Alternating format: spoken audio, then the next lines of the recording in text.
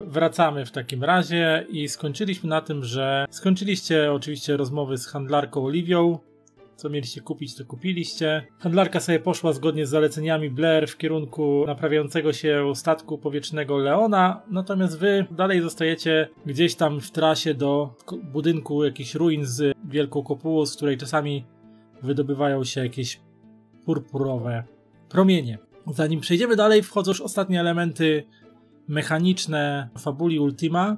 Pierwszą z tych zmian są jeszcze modyfikatory sytuacyjne, więc zależnie od sprzyjających bądź niesprzyjających okoliczności, kiedy testujemy coś, mogę przyznać obligatoryjnie premię albo karę +2 bądź -2, zależnie czy ta sytuacja wam sprzyja, czy nie sprzyja do testu, ale muszę o tym poinformować, zanim ten test zostanie wykonany, więc w razie gdyby zachodziły jakieś zmiany, to trzeba to wszystko ustalić przed rzutem. Kolejną rzeczą są szanse. Szanse powstają wtedy, kiedy na kościach wypadnie dublet, czyli krytyczny sukces. Wtedy dostajecie szansę, ale też jeżeli wypadnie na kościach pech, to złoczyńcy dostają swoje szanse, więc też możecie boostować złoczyńców mając pecha. Ale do szans nie wliczają się testy wsparcia w testach grupowych, czyli lider może wygenerować szansę, jeśli rzuci dublet na kościach, bądź dać szansę przeciwnikom, jeżeli wyrzuci pecha w testach grupowych, natomiast w testach indywidualnych szanse wtedy, kiedy wam wypadają dublety na kościach.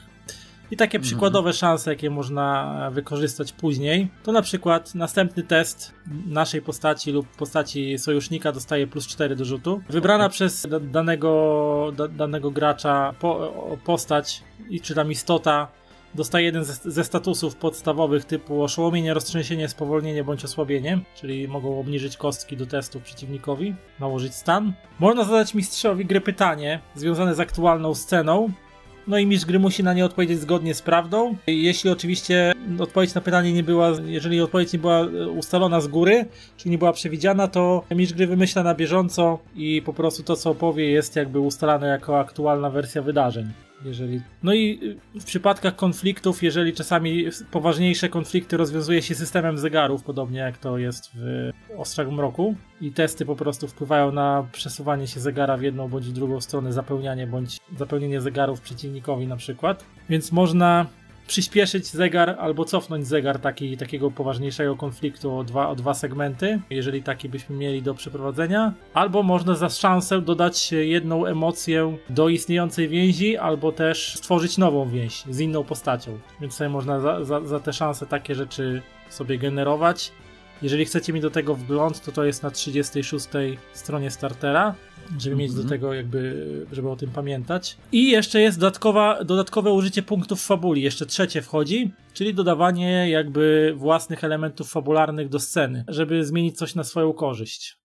Można też wydać punkt fabuli, żeby się coś zadziało. Wszystko oczywiście, co wprowadzicie, musi być przeze mnie zatwierdzone w ramach danego settingu, w ramach danej przygody. I jeżeli to ja się muszę na to zgodzić, jeżeli to dotyczy świata przedstawionego, NPC-ów i tak dalej. Natomiast jeżeli coś chcecie wprowadzić, co dotyczy postaci innego gracza, no to ten gracz musi wyrazić zgodę na to, żeby to zaistniało. I to, co wprowadzacie do fikcji, nie może zaprzeczać innemu elementowi fabularnemu, który już został wprowadzony wcześniej. Czyli na przykład, jeżeli się okaże że rodzina jednego że już było ustalone, że na przykład ojciec jednego z graczy jest głównym złolem, to za punkt fabuli inny gracz nie może tego zmienić, na przykład, że jednak nie jest tym złolem, tylko jest ktoś inny tym złolem, no bo to już jest zaklepane wcześniej. Można ewentualnie coś do tego dodać, na przykład, że jest złolem, ale coś tam jeszcze się przy okazji tego dzieje, ale już nie można cofać rzeczy, które były wcześniej zadeklarowane. Czyli jeśli dobrze rozumiem, że na przykład tutaj na tym przykładzie samym, co mówiłeś, Żuraw, to nie mogłabym zmienić, że na przykład tutaj ojciec jednej z naszych postaci jest tym głównym zwolem, ale mogłabym na przykład zmodyfikować to, że był tym zwolem, ponieważ ktoś poddał go kontroli umysłu. Na przykład. Można by było tak, że jest pod działaniem kontroli umysłu i na przykład dzięki temu pojawia się jakaś dodatkowa rzecz fabularna, na którą można wpłynąć i na przykład go spod tego wpływu uwolnić w jakiś sposób później. A tak z ciekawości, na przykład modyfikacja w stylu ojciec był złolem, ale takie było przekonanie społeczeństwa, a okazało się, że jednak prawdziwym złolem był ktoś inny. To jest ciekawe. Wiesz, o co mi chodzi, że nie zmieniając tego, co żeśmy ustalili, ale jednak na ile jesteśmy w stanie wpłynąć na tam jakieś zmiany, argumentując te zmiany jakąś tam konkretną historią. Myślę, że to też mogłoby wejść. Myślę, że czasami na przykład cały stół musiałby się na coś zgodzić, że wiesz, że to ma sens, że to jakoś fajnie wpłynie na historię i tak dalej i wtedy można byłoby to też przyklepać, nie? Można też za punkty fabuli wprowadzać takie elementy fabularne, które na przykład będą coś robiły w trakcie jakiegoś konfliktu, typu na przykład walka. Dajmy na to, jest tu taki przykład, że na przykład Edgar jako jakiś tam osoba od techniki, nie, od jakichś gadżetów, na przykład mogłaby wydać punkt fabuli i na przykład na terenie, w którym walczycie, wprowadzać jakiś mechanizm na przykład działający, który na przykład sprawia, że no na przykład, że uruchamiasz jakąś maszynerię, która daje jakieś zwarcie elektryczne i na przykład wszyscy dostają przez to, że na przykład wszyscy, którzy są na terenie tego pola bitwy, na przykład dostają wrażliwość na obrażenia elektryczne i na przykład dzięki temu inna postać w drużynie, która się posługuje takimi obrażeniami, zadaje 2 razy więcej obrażeń przeciwnikom, nie? Ale wszyscy, którzy też dostajecie wrażliwość, więc jak przeciwnicy na przykład walczą też obrażeniami elektrycznymi, to wy też jesteście wtedy na nie podatni, nie? Że można po prostu wprowadzać jakieś elementy, które na przykład sprawiają, że pojawiają się jakieś nowe jakby modyfikatory danego momentu w fikcji, dzięki czemu można sobie coś wykorzystać na swoją korzyść, nie? Tylko ja rozumiem, że to oczywiście jest po zgodzie z sensem, logiką, z jakimiś tam argumentami, oczywiście, żeby uargumentować co, gdzie, kiedy, po co, na co i jeżeli, nie wiem jak to jest, jeżeli mistrz gry uzna na przykład, że w tym miejscu to nie ma możliwości, żeby coś takiego zrobić, no to rozumiem, że ma ostateczne zdanie mistrz gry jednak. Tak. Nie. Musi żeby też nie przeginać, bo można byłoby wiesz, tam ostro przeginać wtedy, nie? Nie, bo to tak jak mówię, to musi być zatwierdzone przez mistrza gry. Jasne. I jednak gdzieś tam na samym szczycie jest mistrz gry i to nie ma tak, że sobie dodajesz co chcesz, tak? Tylko zawsze mistrz gry może powiedzieć, dobra, okej, zgadzam się, albo nie zgadzam się, tak? Nie, no bo to wiadomo, że mogłoby być taka sytuacja, że jakaś osoba typu Power Gamer na przykład by próbował za punkt fabuli na przykład Bahamuta przywoływać, żeby mu pomagał w czasie walki, tak? Czyli ja rozumiem, tylko wiesz, no jakby ustalam, bo są różne gry i niektóre na przykład nie pozostawiają mistrzowi gry jakby możliwości już, jeżeli gracz ci stwierdzi, że wydaje jakiś abstrakcyjny punkt zasobów, który pozwala mu zrobić coś tam, no to jak go mógł wydać, no to go wydał, koniec, nie? Tutaj są na stronie, na kolejnej stronie startera, na 37 są też podane przykłady, że możecie sobie na przykład za punkt fabuli jakichś sojuszników przywoływać, na przykład zwiększać jakieś dodatkowe obrażenia, albo na przykład zrobić obszarowe obrażenia z jakiegoś ataku też, możecie dodatkowe stany nakładać na przeciwników, czy jakieś związane na przykład, zmieniać na przykład odporności, wrażliwości na żywioły i tak dalej, gdyby to było w jakiś sposób potrzebne. No i finalną rzeczą są jeszcze te akcje takie, że w rundzie, co dokładnie możecie robić, więc tak naprawdę macie, tylko to są jeśli chodzi o konflikty, czyli konflikt społeczny, konflikt zbrojny, nie? To wtedy, kiedy działamy w tych rundach, to macie do wyboru 3 akcje takie jak użycie ekwipunku. Jeżeli macie jakiś zegar, że trzeba coś zapełnić, to wykonujecie testy, które mają tam ten zegar pomóc przyspieszyć w jego zapełnianie, nie? Żeby zrealizować jakiś cel. Obserwacja, czyli możecie wykonać coś takiego jak w grach JRPG, że po prostu analizujecie przeciwnika i wtedy się na przykład dowiadujecie o jego ilości, o statystykach, o ilości, jakie ma odporności, jakie ma słabości, czy ma jakieś akcje specjalne i tak dalej, o wartościach jego pancerzy i tam obron, nie? Jasne. I tak dalej, więc mogę was informować, czy ile na przykład ma ataków, takie rzeczy, nie? To możecie robić. No i to są strony od 36 do 38 są informacjami, nawet 39 są informacjami na temat tego, co dodatkowo jeszcze, i to jest jakby całość mechaniki do użycia w starterze, nie? W starterze, dobra.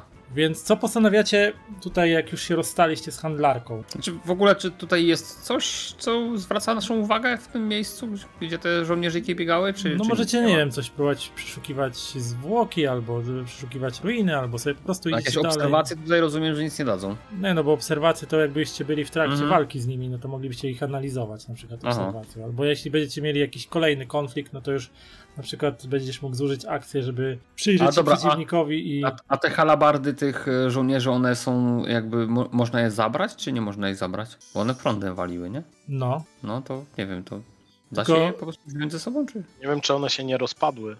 Tylko właśnie, nie wiem. Tylko właśnie one się porozpadały, bo one były też takie segmentowe. On mówił, że przy headshocie odpadała głowa i całe reszta, wszystko reszta się rozsypywało, tak? Ale możecie z tych szczątków może coś próbować na przykład odzyskać, na przykład Edgar może próbować coś odzyskiwać. No właśnie chciałam to zaproponować, że on podejdzie do tych szczątków i tam popatrzy za jakimiś częściami, które mogą się tam przydać, czy na przykład jak były właśnie te bronie, co przewodziły prąd, czy tam na przykład przewodziły, ponieważ były właśnie jakieś te kamienie tam włożone, żywiołów, czy to była kwestia bardziej mechaniczna, tam sprawdzę, czy nie ma czegoś, co może mi się przydać dalej. To wiesz co, jeżeli chodzi o tych elońskich żołnierzy, to mogę ci powiedzieć, że oni byli nasączeni po prostu magią elońskich tych magii techników, tak? Więc oni tam byli podtrzymywani po prostu jako konstrukty magii techniczne, więc jako takie części mechanicznych tam nie ma. Natomiast jakbyś te części, jakieś tam resztki pozbierał, sobie w torbę gdzieś naładował, wrzucił na plecy, to może mógłbyś gdzieś tam próbować to zhandlować i wtedy miałbyś jakieś zeni dodatkowe za to, nie? No to on to weźmie. Jeszcze też chciałam spytać tutaj, czy on jest w stanie ocenić, czy to są jakieś żołnierze, takie ci mechaniczni żołnierze, czy to jest coś nowej generacji, czy to jest coś, co już od jakiegoś czasu tu było? To rzuć na wejrzenie i wejrzenie na poziomie trudności 10. To... Czekaj, chcę spróbować sforsować tutaj, że ten zużyje punktem fabuli, tak?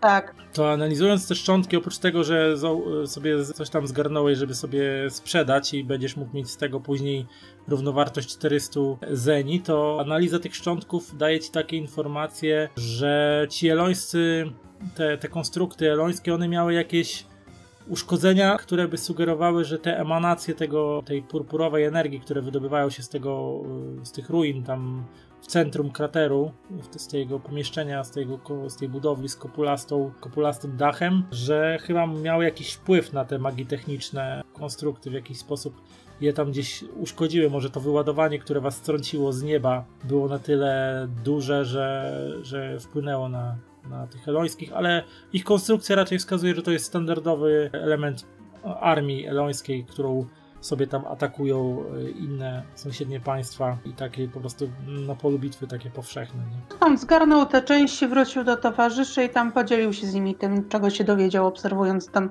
te części, że warto będzie jednak pójść w kierunku tych wyładowań i tam sprawdzić, co konkretnie tam się dzieje, bo nawet biorąc pod uwagę dalsze podróże i kwestie po prostu bezpieczeństwa, to nie mamy pewności, czy jeśli będziemy tutaj przelatywali dalej, czy nawet jeśli nie trafi nas ten wybuch, to czy sama jego energia nie wpłynie na nasz statek. Macham głową ze zgodą. No i musimy porozmawiać z przyjaciółką Kassandry. Mnie bardziej niepokoju i obecność. Coś Octavio wspominała jeszcze o jakimś kolejnym elońskim rycerzu. Tak, coś wielkiego. Ale to w sensie ty go znasz? Lawin? Nie wydaje mi się, ale chciałabym się dowiedzieć, czego tutaj szuka. Z tego, co mówiła Octavia, to ten żołnierz to raczej był z tą znajomą Kassandry, tutaj z jej byłą mistrzynią. I to też nie wróży zbyt dobrze. Pamiętajcie, że to jest tylko moje domniemanie. W każdym razie, niezależnie od tego, czy to jest ta sama osoba, czy to jest ktoś kompletnie inny, to mamy tutaj szansę, że mamy członka elońskiej armii z jakimś dopasionym, wzmocnionym, mechanicznym żołnierzem, który może być dużo trudniejszym przeciwnikiem. Więc powinniśmy być ostrożni. Trzeba ich spotkać i najpierw porozmawiać. Jeżeli to jest Desdemona, to nie lekceważyłbym jej jako wojowniczki. Nawet jeżeli jest mniejszych gabarytów niż ale żołnierz. może po prostu z nią porozmawiamy, jeżeli to ona. W końcu jesteście przyjaciółkami. Jeżeli będzie taka możliwość, to absolutnie tak. Chodźmy zatem. Jeśli będzie możliwość załatwić coś pokojowo, to po co rwać się do walki? Więc co robicie? Ruszamy chyba, nie? Dalej. Okej. To ruszacie dalej, zbliżając się powoli i nieubłaganie w kierunku centrum krateru. Udaje wam się w końcu przedostać przez te ruiny aż na samo dno, gdzie stanęliście u stóp ogromnej budowli o kształcie kopuły. Z bliska widzicie, że została ona wzniesiona z kamienia oraz mosiądzu. Jej powierzchnię przycinają pionowe szczeliny, z których wydobywa się purpurowa poświata. Przypomina raczej silnik niż budynek. Po wejściu do środka okazuje się, że wnętrze budowli to jedno okrągłe pomieszczenie. Sufit podtrzymuje masywna kolumna pokryta mistycznymi symbolami. Sądząc po roztrzaskanych, leżących na posadce okruchach, filar był niegdyś pokryty brązem. Jego dolną część rozbiła jakaś potężna siła. Niedaleko kolumny stoi wysoka kobieta. Jej siwe włosy są zaplecione w pojedynczy warkocz. W lewej ręce dzierży długą, białą włócznię z kości słoniowej. W prawej dłoni trzyma natomiast coś, co przypomina wielki zegarek kieszonkowy. W waszym kierunku zmierza powoli potężnie zbudowany wojownik w onyksowo-czarnej magii technicznej zbroi. Zupełnie jakby chciał chronić ową tajemniczą kobietę. Ta odwraca się i patrzy w waszą stronę z wyrazem smutku na twarzy. Ja tak macham z radością, wiesz. Stoję na jednej nóżce i macham tak. A Cassandra Hejo! Od razu... Ja przede wszystkim, czy ja rozpoznaję Desdemona? Tak, rozpoznajesz w niej swoją mentorkę Desdemonę. Natomiast Lawin, ty widzisz, że zbroja, którą ma na sobie ów potężny, złowieszczy wojownik zakuty od stóp do głów w metal, to jest produkt jakby tych przemysłu w Armoricji. Ale widać, że została usprawniona jakimiś elementami elońskiej magii techniki, ale ewidentnie. Trzymam rękę na rękojeści miecza. I tak zaciskam, tak kręcam dłoń na tej rękojeści. Tam wyrywam, możemy porozmawiać? Ale piękna zbroja. Ja staram się tak, nie wiem w jakiej jestem odległości, ale Desdemono, to ja, Cassandra. A tak się przygląda, tak wygląda za pleców tego potężnego wielkoluda, który ewidentnie jest jakby jej ochroniarzem. Ty? Co ty tutaj robisz? Proszę, nie każ mi wybierać między tobą a moją rodziną. Nie teraz. Dlaczego miałabyś wybierać? Dlatego, że odzyskałem swojego brata. Odejdź, Cassandro. Zapomnij, że kiedykolwiek mnie tu widziałaś, a nie będę zmuszona odebrać ci życia. Desdemono, jesteśmy tutaj na misji. Niestety nasz statek został zatrzymany przez dziwną siłę, która nas zaatakowała z tego miejsca. Nie możemy odlecieć, jeżeli nie wyeliminujemy tego problemu. Mam nadzieję, że to nie ty jesteś tym problemem. Niestety, Cassandro, to dokładnie ja jestem tym problemem i jeszcze muszę dokończyć to, co tu zaczęłam. Nie przerwę prac nad powrotem Tristana, z powrotem do tego świata, tylko dlatego, że wy macie tam jakieś swoje problemy. Nie możesz nam pozwolić odlecieć bezpiecznie? Nie może nikt się dowiedzieć o tym, co tutaj właśnie robiłam. Możemy was podwieźć. Tak naiwnie patrzę, tak tyk oczkami, nie? Tak. Lawin z tyłu do ucha szepcze ci: Blair, czytaj pokój. Read the room. Tak, Edgar takie, może zróbmy tak. My opuścimy ten teren na spokojnie. Pani da nam tylko czas, żebyśmy opuścili ten teren. Jutro nas już tutaj nie będzie. Pani będzie mogła kontynuować to, co pani robiła. My się w nic nie będziemy wtrącać, ani nikomu nie powiemy o tym, co tu widzieliśmy, ani że w ogóle pani tu była. Nie. Tutaj ja jeszcze nie skończyłam, a efekty moich prac będą dotkliwe dla całej okolicy, ale muszę to zrobić. Muszę przywrócić Tristana z powrotem ze świata zmarłych tutaj. Ty chcesz powiedzieć, że to ty zniszczyłaś tą Megido? Tak wystrzeliwuję do niej. A nawet jeśli to prawda, poniosę każdą cenę, aby tylko przywrócić Tristana do życia. Taki przerażony, tak, ona zniszczyła całe miasto, rozumiecie? Całe miasto! Ona! Spokojnie, tak, Edgar, takie spokojnie. Nie powiedzieliśmy, że będziemy wstrzymywać to, co pani robi, tylko 24 godziny my odlecimy, a pani może kontynuować. Będziemy powstrzymywać właśnie, tak tupie nogą. Ona zniszczyła całe to miasto, rozumiesz? To było miasto! Teraz jest tylko krater! Edgar, tak tylko po prostu... Musisz przestać to robić, co robisz. Tak pokazuję palcem na nią. Poczekajcie, to jest moja była mentorka. Właśnie, jesteście przyjaciółkami. Desdemono, ty zawsze byłaś szlachetnym człowiekiem. Zawsze czyniłaś dobro. Pamiętam twojego brata, pamiętam w jak straszliwych okolicznościach zginął. Ale takie są koleje życia. Nie ma możliwości. Nie, Cassandra, nie. To nie będzie twój brat. Zrozum to. To nie godzi się. Nie godzi się tak dobrej osobie, jaką byłaś. Jaką jesteś, mam nadzieję, dalej. Nic nie zrozumiesz, kiedy nie ma nic ważniejszego niż przywrócenie mojego brata do życia. Nie obchodzi mnie to, co masz do powiedzenia. Nie obchodzi mnie, że byłaś moją najzdolniejszą uczennicą. Nie obchodzi mnie, z jaką misją tu przybyłaś. Dałam ci jedyną szansę na to, żebyś mogła odwrócić się i odejść. Twoi przyjaciele tego nie przeżyją. Ty tylko jedyna miałaś szansę, żeby po prostu ujść w tej chwili z życiem. Ale jak widzę, odtrąciłaś ją. pamiętaj, że ja zawsze stałam po stronie dobra. No tak wiesz, robi taki piruet tą swoją, taką wiesz, taki obrotowy piruet tą swoją włócznią, tak stawia ją na ziemi przed sobą. Jedna jedyna szansa, 1 sekunda, jedna decyzja, która zaważyła na twoim życiu, bo życie twoich przyjaciół było już przekreślone w momencie, w którym przekroczyli próg tej budowli. Nogą, jesteś okropnie sfrustrowana. Powinnaś napić się kawy i odpocząć. Desdemono, odłóż białą włócznię, mierz się ze mną w walce uczciwej. Nie mam czasu. Nie mam czasu na zabawy. Nie mam czasu na twoje gierki, Cassandro. To jest czas na szybkie działanie. Tristanie, mój bracie i obrońco, pomóż mi zlikwidować te niedogodności. Tutaj uśmiecha się krzywo i przechodzimy do finałowego Ja się obracam do grupy. starcia. Przykro mi. To nie jest moja mentorka, taką jaką ją znałam. Posmutniało Blair w tym momencie. Spojrzało na ciebie tak prosto ci w oczy. Znaczy nie wiem, czy się będzie uciekała, ale tak cię za twarz delikatnie łapie, patrzy ci prosto w oczy.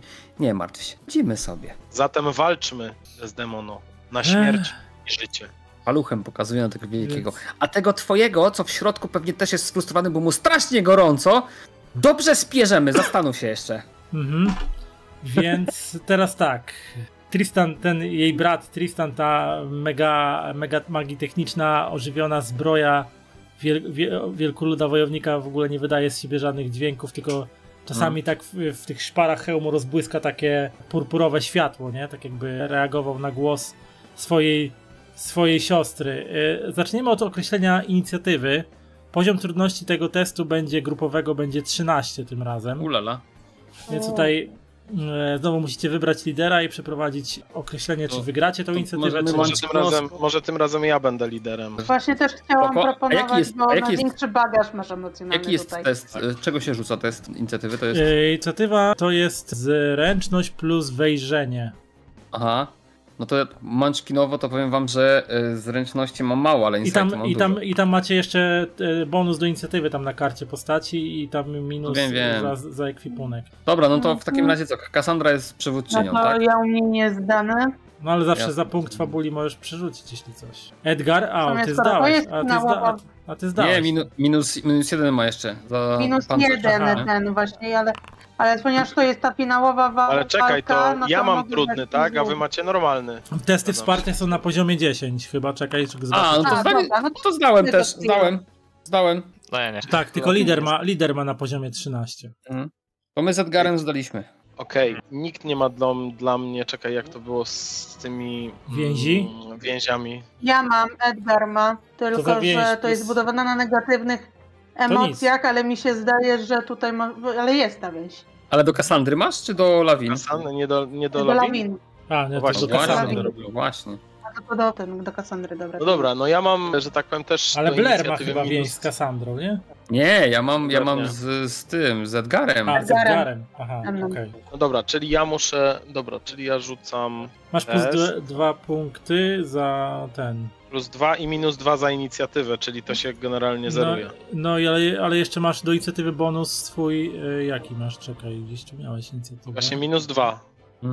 Modyfikator inicjatywy, na 0, nie? Czyli na 0, nie? Czyli na 0, czyli muszę z 16 w sumie wyrzucić 13. Ładnie było, ale... Mogę spróbować zużyć punkt fabuli, tak? Bo na jednej kostce miałeś 1, więc... No, czyli nie? Czy jak? Możesz powtórzyć jedną kostkę, nie musisz obu, rozumiesz, bo na K10 miałeś 8 bardzo wysoko. Możesz dorzucić tylko z wejrzenia kostkę, nie? Dobrze. Na samo wejrzenie możesz rzucić. Insight, tak? Tylko pytanie, jak ja mam rzucić jedną kostką? Wybierasz rzut i chyba tam tylko na jednej cesze wybierasz insight i tyle. Nie wiem, czy się da to tak zrobić. Się nie da. No to rzuć D6 po prostu luźnie, nie? Tak, z czatu, nie? Tam z Treja. Piąteczka, pięknie, czyli masz łącznie 13, czyli zdajesz, czyli inicjatywa będzie po waszej stronie, więc zaczynacie wy, a będzie tak, że będzie postać gracza Desdemona, potem będzie postać gracza Tristan, czyli 2 razy atakuje Desdemona i 2 razy Tristan. No. Więc teraz ustalcie sobie, kto zaczyna i co robi. No ja pamiętajcie, że teraz macie też te akcje obserwacji, że macie przeprowadzać, żeby dowiedzieć się, jakie są słabe. Ale ja mam takie pytanie, czy tu jest w ogóle jakakolwiek możliwość, żeby się schować za kimś, żeby cię nie atakowano, czy nie ma? Ktoś może cię bronić. ktoś może cię obronić, tam widziałem taką możliwość. Są chyba Lawin ma ściąganie prowokacją, czy czymś tam, że może ściągać na siebie chyba ataki, czy coś. Dałem coś, obrona. Bo obrona to chyba każdy może zrobić, wiesz? Wtedy dostajesz połowę obrażeń. Obronę każdy może. No faktycznie jeszcze mam ochronę, że mogę się poświęcić, przyjąć zamiast kogoś innego. No to zdecydowanie ja bym tutaj się ustawił do tej walki, bo to wtedy już widzieliśmy, jak to wyglądało, że ty obrywasz, ja cię leczę, tak, a reszta depesuje. Prosta sprawa. No, tylko że to zależy, bo generalnie one będą zmieniać postać, na którą atakują, tak czy siak, nie? No ale Lawin, możesz to przyjmować na siebie w kółko, czy nie? To jest jakoś ograniczone, czy możesz właśnie zrobić nie raz, wiem, jak to działa, czy to na zasadzie takiej jak w detekach reakcji, czy to access? A gdzie to jest w twoim tym zapisane? U mnie to jest na karcie postaci.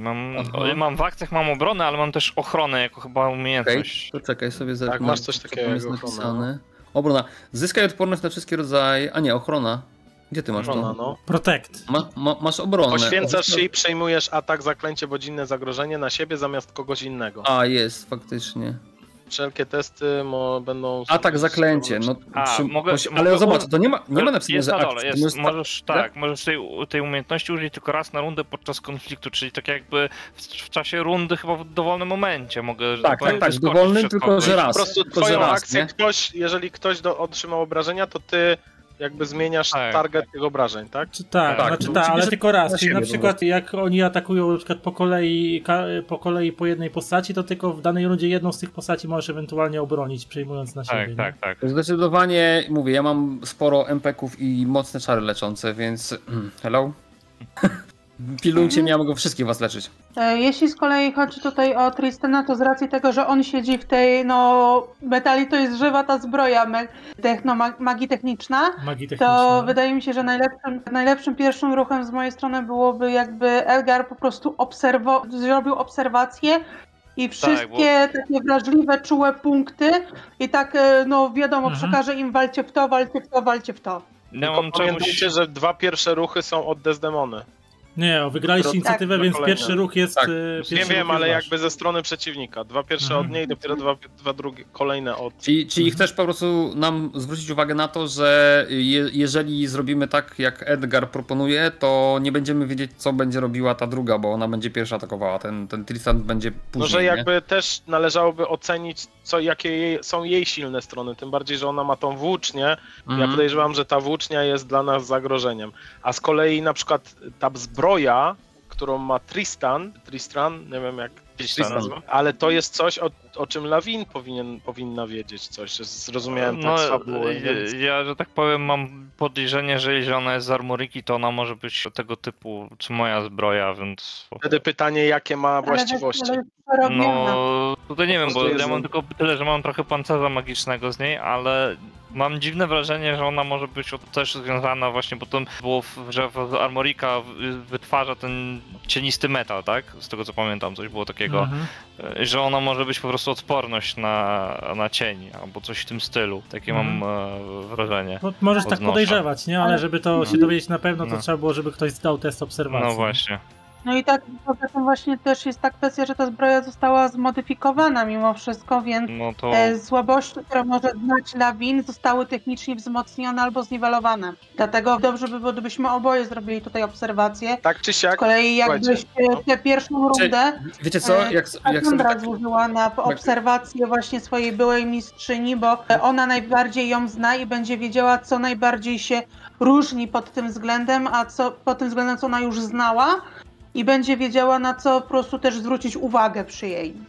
Ja się jeszcze uruchomię, bo czytam sobie, że moja postać ma coś takiego jak przebłysk wiedzy, tylko nie wiem, czy to się teraz będzie przydawało, bo podczas akcji obserwacji zadaje mistrzowi gry pytanie na temat obserwowanej istoty i musi odpowiedzieć zgodnie z prawdą. Tylko w sumie nie wiem, co to daje, skoro każdy można obserwację zrobić, nie? No znaczy to tyle daje, że podejrzewam, że masz większe wejrzenie. Przy D6 to nawet jeśli to... Ale nie, bo wiesz co, bo jak działa ta obserwacja? Bo ja mam napisane, jeżeli wyrzucić co najmniej 13 podczas akcji obserwacji, może zadać mistrzyni gry jedno pytanie na temat obserwowanej istoty. Mistrzyni gry musi odpowiedzieć zgodnie z prawdą i tak dalej, więc... Tak, bo przy teście na obserwację dopiero przy 16 poznajesz wyniku 16, poznajesz wszystkie... No to właśnie, no to wychodzi na to, że jakbym w moim przypadku jak 13, czyli mniej, jak wyrzucę, to rozumiem, że będę wiedział wszystko. A no widzisz, no dobra. To tylko tyle To chciałem. jeszcze taka dygresja na koniec z mojej strony, że wydaje mi się, że Lawin powinna zacząć. Dlatego, że przez atak skupisz na sobie przeciwnika, więc możesz równie dobrze zaatakować tą Desdemonę, jeżeli ona atakuje pierwsza 2 razy. No, czemu nie? Ja tylko mam prośbę, żebyście mnie pilnowali, bo ja będę was healował mocno bardzo. No, fabularnie kusiłoby, żeby się na Tristanie skupić, no ale... No ale to twoja decyzja jakby... Dokładnie. Słuchaj, No, ja tylko to jest meta. Tylko, że ona zaraz będzie atakować, właśnie o to chodzi, że ona po nas od razu będzie. gdzieś może i... Mi to wygląda No i- tak, bierz Znaczy, powiem tak, powołałbym się teraz na swoje doświadczenie bojowe, że Desdemona wydaje się być dowódcą, a wiadomo, że jak się pozbawi wojsko dowódcy, to No i git. reszta się rozsypuje, więc to w takim Jeszcze układzie, tak. To... Jeszcze też mała uwaga ode mnie, mogłabyś tutaj jako Lawin tam spróbować nałożyć jakiś status na Desdemonę, żeby ją na przykład pozbawić jakiejś tej kości, że będzie miała słabsze rzuty przez to. No właśnie, Nie tylko... rywali. To chyba No, tylko ja jeszcze muszę... dodam, że tutaj ci przeciwnicy są uznawani za elitarnych, więc oni mają dodatkowe zdolności specjalne i też mają swoje punkty, pulę punktów fabuli, które mogą też odpalać, żeby wam utrudniać życie. Legendarne akcje. Legendarne Pokemony, Kaczemol. No dobra, to będziemy chyba próbowali, zaczniemy właśnie od ataku na Desdemonę. I teraz tak, dobra, to najpierw zobaczymy, czy uda mi się trafić. No to też jest pytanie i na początek... Czyli ty jesteś pierwszy i co robisz? Tak? Lewin właśnie wykorzystując, widząc, że wyraźnie ta magii zbroja reaguje na polecenia Desdemony, to okej, muszę uciąć głowę Hydrze najpierw, po prostu muszę pozbawić przeciwnika przywództwa, rzuca się na nią z wielkim mieczem. Tak, i teraz to jest takie pytanie, bo jakbym chciał właśnie osłabić Desdemonę najpierw, to czy to musi być skuteczny atak, czy po prostu wydaje punkt fabuli i to się dzieje? Jeżeli możesz wydać punkt fabuli, żeby nałożyć status, tam widziałem chyba, że możesz takie rzeczy robić. Tak, fabularny możesz nałożyć mu status po prostu wydając punkt fabuli, nie? Wiadomo, że tam... I to się już liczy jako akcja, nie? Nie, to jest dodatkowo, nie? Dodatkowo. Aha, czyli mogę można sobie zaatakować i wydać punkt fabuli. Możesz w ogóle opisać jakoś fajnie, że zrobiłeś jakiś specjalny, wiesz, manewr, nie? I dodatkowo coś tam no zrobiłeś. właśnie mam taki pomysł, żeby spróbować... Trochę widziałem już, jak walczy Cassandra, więc wiem mniej więcej czego się spodziewać, dlatego zaatakuję nogi Desdemony. Po prostu będzie pierwszy taki cios przy ziemi praktycznie. Czyli byś chciał na nią nałożyć spowolnienie, tak? Czy coś, tak, żeby na spowolnienie. Zręczność jej spadła. Tak, żeby spadła jej zręczność, chciałbym spróbować ją spowolnić. No bo to najpierw wykonam atak, chyba nie wycelowałem w nią. 14, ale 14. ładnie. Wiesz co, ona ma to jest atak fizyczny, tak? Tak. No to trafiasz, więc ma 19. I właśnie wykorzystam ten jeden punkt fabuli, żeby uderzyć, zmniejszyć ją, to spowolnić. Wytrącić się trochę z równowagi. Czyli spada jej ten... Zręczność. Okej. Taki przy ziemi, taki atak taki. Wyrywający połowę jeszcze drogi po drodze, nie? Podłogi. Tak, właśnie jeszcze taki trochę... Jak to w takich grach, nie? Że biegniesz, robisz normalnie kanion w ziemi tym mieczem, nie? I trzask, nie? Tak. I ona tak się ugięły i się pod nią nogi, nie? Tak się zachwiała, ale teraz jakby nie powstrzymacie mnie i zaczyna robić takie nad głową tą włóczką, zaczyna robić takie śmigło, nie? I to śmigło sprawia, że ona się tak wynosi do góry, taki wiatr zaczyna się wokół niej kręcić i ona tak, ten wiatr się zaczyna wzmagać, zaczyna robić takie małe tornado wokół niej i ono wysyła to tornado w kierunku nie Lawin, tylko w kierunku Blake'a, Cassandry i Edgara jednocześnie i ona rzuca zaklęcie Ventus, wydając łącznie 30 HP-ków na to, znaczy tych MP-ków na to. No, okay. I 5. Versus co? Versus Magic Defense, ale ja zużyję punkt fabuli jej. Aha. Tylko gdzie one są? Czekaj, fabule są... z głównymi tymi pod MP. Z prawej strony. A jak już jesteśmy one są na głównej karcie przecież te punkty. Tak, cały czas. Non-stop. A, tu jest Magic Defense. FP, nie? Wydaje mi ten i sobie przerzucę, po prostu przerzucę sobie ten atak, ten spell. 8. No to w moim przypadku no way. No way, u mnie to samo, magiczny defense 11. 11. A Kassandra? Mnie trafia, bo mam 8. Więc dostajesz 15 obrażeń od powietrza magicznych. Podmuch powietrza w ciebie uderza. Tak, to wyglądało tak, że ten Blair i ten Edgar tak stoją, ją tak próbuje zerwać, a ją tak łapią, żeby odleciała. Tak, tutaj, że wiesz, tak się zasłaniacie, wiesz, tutaj ten wiatr was niby tak, wy stoicie w miejscu, się opieracie, a Kassandrę też tak wyrywa, że tam prawie żeby ją wywaliło z budynku. Tak. I tylko ją łapiecie i z powrotem na ziemię, tak? Za nogi, za ręce i z powrotem ją na ziemię sprowadzacie. Na spódnicę i tak. Tego mnie nie nauczyłaś. Na ogon! No i ona tam krzyczała, jak wypuściła to krzyczała Ventus i to poszedł ten czar, nie? W was i na tym kończy swoją rundę, więc teraz znowu któraś z postaci waszych. Ja chcę na samym końcu, jak już oberwiemy, wiecie, pierdololo, to ja będę lecił, więc ja na samym końcu. Trzeba teraz przemyśleć jakby, bo mamy teraz kolejny ruch od niej, a potem mamy tego Tristana, nie? Więc... No, ktoś musi go zatrzymać też. Tylko z drugiej strony, jakbyśmy się skupili na jednej osobie, to byśmy szybciej może wyeliminowali tą jedną. No to też jest prawda, Desdemona już dostała, więc...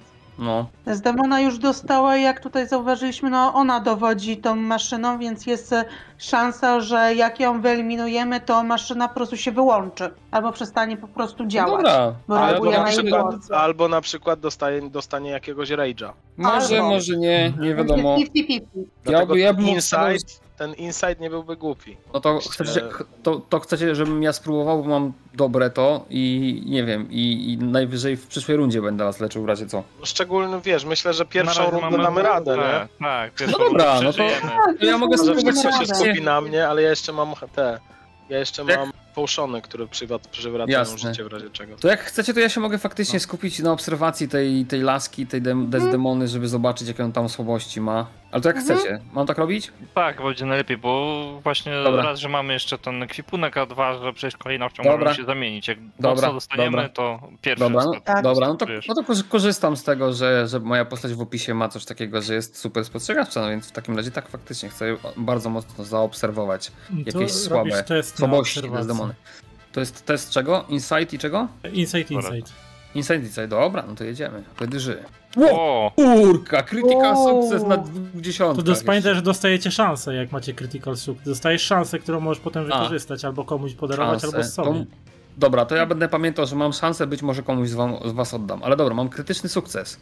Krytyczny sukces, co? Czekaj, czy ty... I wszystko wiem. Muszę zadać ci pytanie w sumie, jakieś tam teoretycznie z moim opisem postaci. Ale najpierw może mi powiedz odnośnie tych rzeczy normalnie zaobserwowanych, co? Czy w ogóle wszystko? Czyli tak, jakbyś miał... A ile ty wyrzuciłeś teraz? 20. Czyli w sumie zdałeś i tak być wszystko, czyli masz wszystkie informacje oraz ataki i tak dalej. Więc w sumie całe statystyki ci mogę powiedzieć, jakie ona ma. No to dawaj. Więc ona ma HP-ków 120, już teraz ma 101. MP-ków 60, defensywę zwykłą 7, magiczną 9. Okay. Używa zaklęcia Ventus, atakuje swoją włócznią i ma 2 specjalne ataki, które się nazywają w samo serce i w głąb duszy. Pierwsze używa Dexa i Mighta i ma plus 4 bonusu do rzutu i zadaje obrażenia fizyczne plus 12 dodatkowych obrażeń, a w głąb duszy jest z Dexa i z Insighta plus 4 do rzutu i zadaje obrażenia z powietrza. Tylko jeszcze, czekaj, muszę zobaczyć, czy one robią jakieś specjalne rzeczy. Tak, w samo serce ignoruje wszystkie odporności, a w głąb duszy, jeżeli cię trafi, to zabiera ci dodatkowo, wysysa z ciebie manę, a ona sobie podwyższa manę. A ile tego dużo? 5 punktów zabiera i sobie dodaje 5 punktów do puli. Okej. I z zaklęć to są wszystkie te, które ma, to jeszcze jakieś ma inne? Nie, tylko ma to Ventus. A jakieś odporności albo wrażliwości? Wrażliwości mnie interesują. Ma wrażliwości na ogień i na elektryczność, a odporność ma na powietrze i na światło. Czyli światłem je będzie... strzelać światłem nie ma sensu w nią. No dobra. Jeszcze jest kwestia tych kości, nie?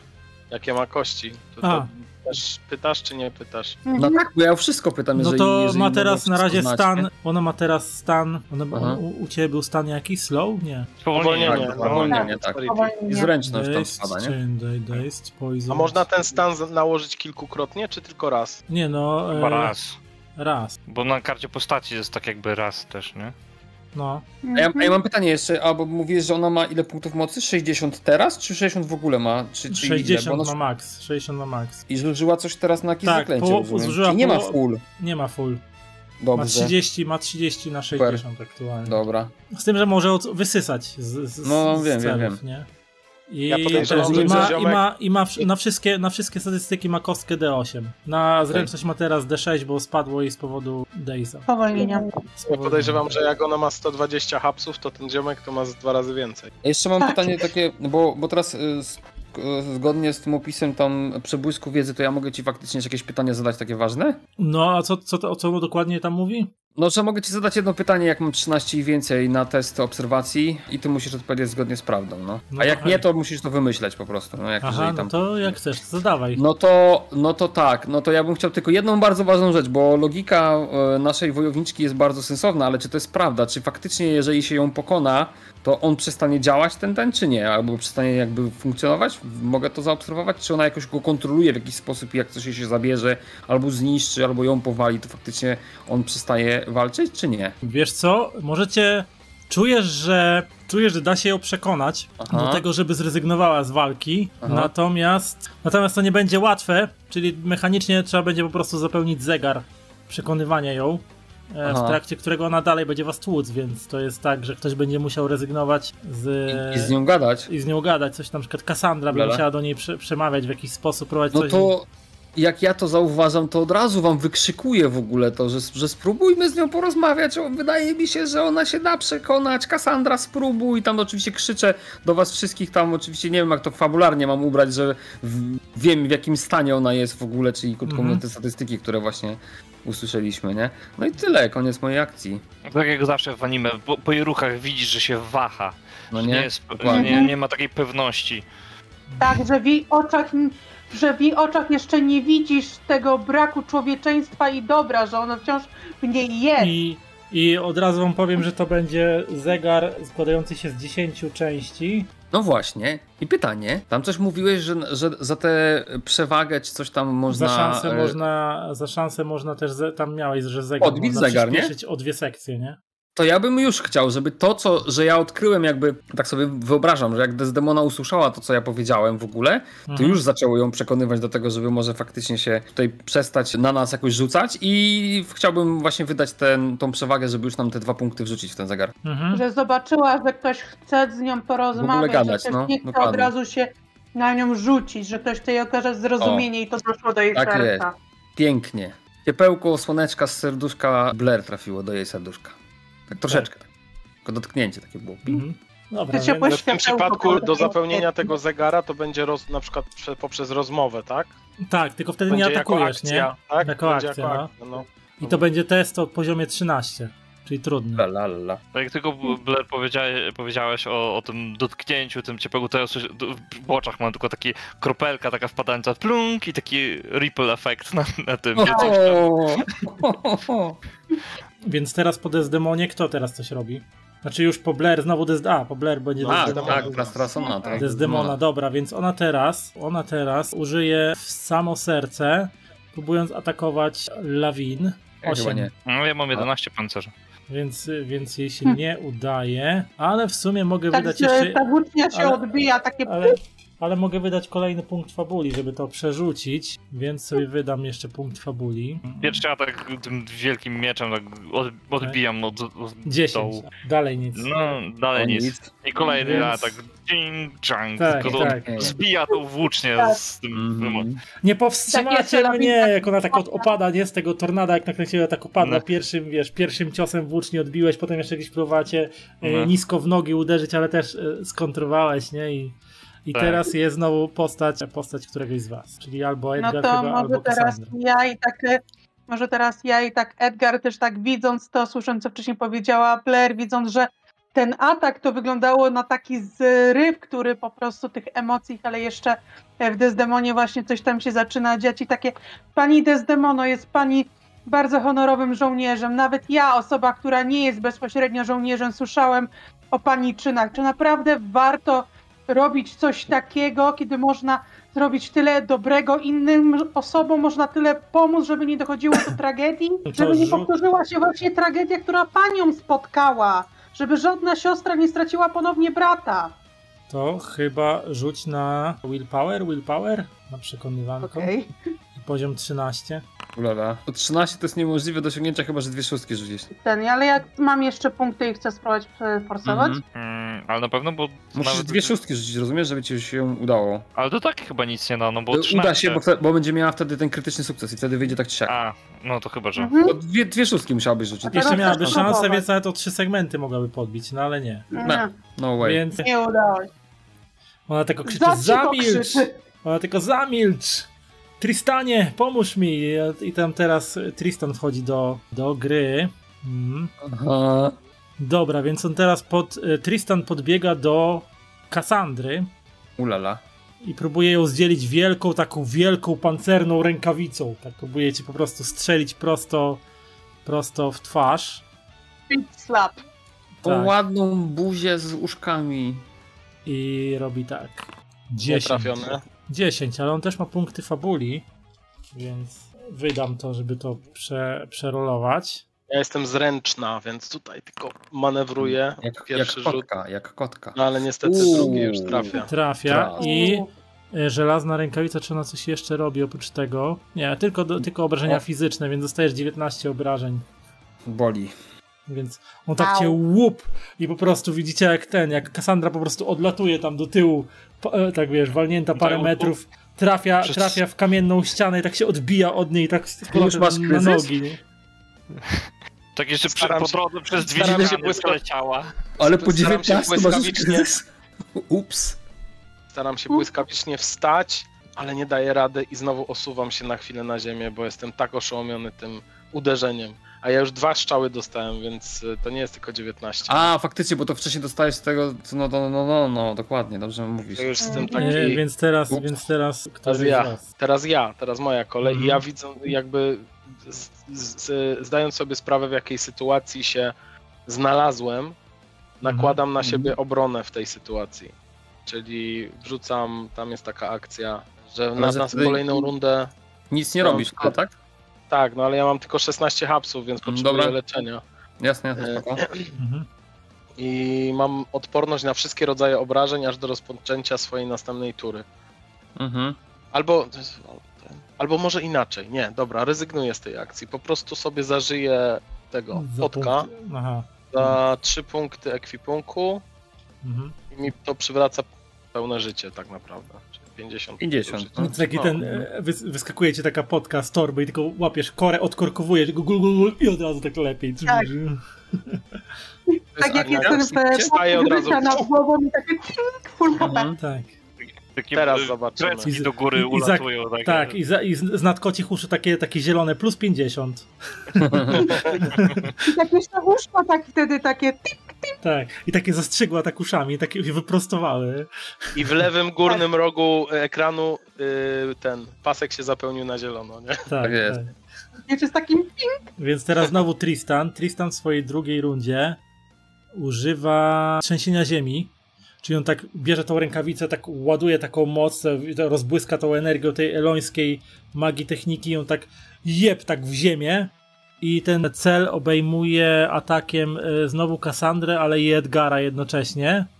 I ja rzucam jeden test, ale porównuję się z waszymi obronami.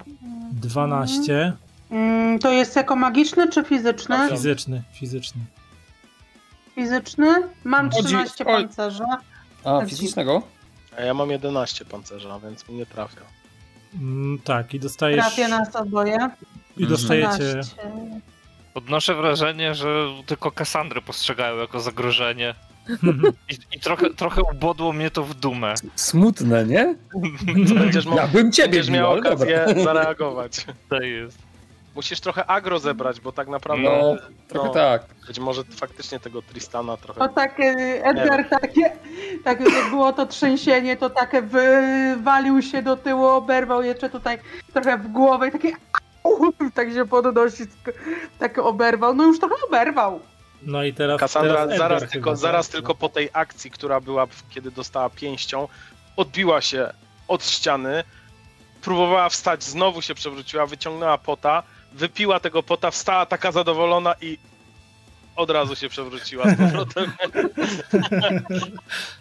No i teraz chyba Edgar został, tak? W tej rundzie. A Edgar próbował już. Aha, Ja już Edgar. próbowałam rozmawiać z Desdemoną.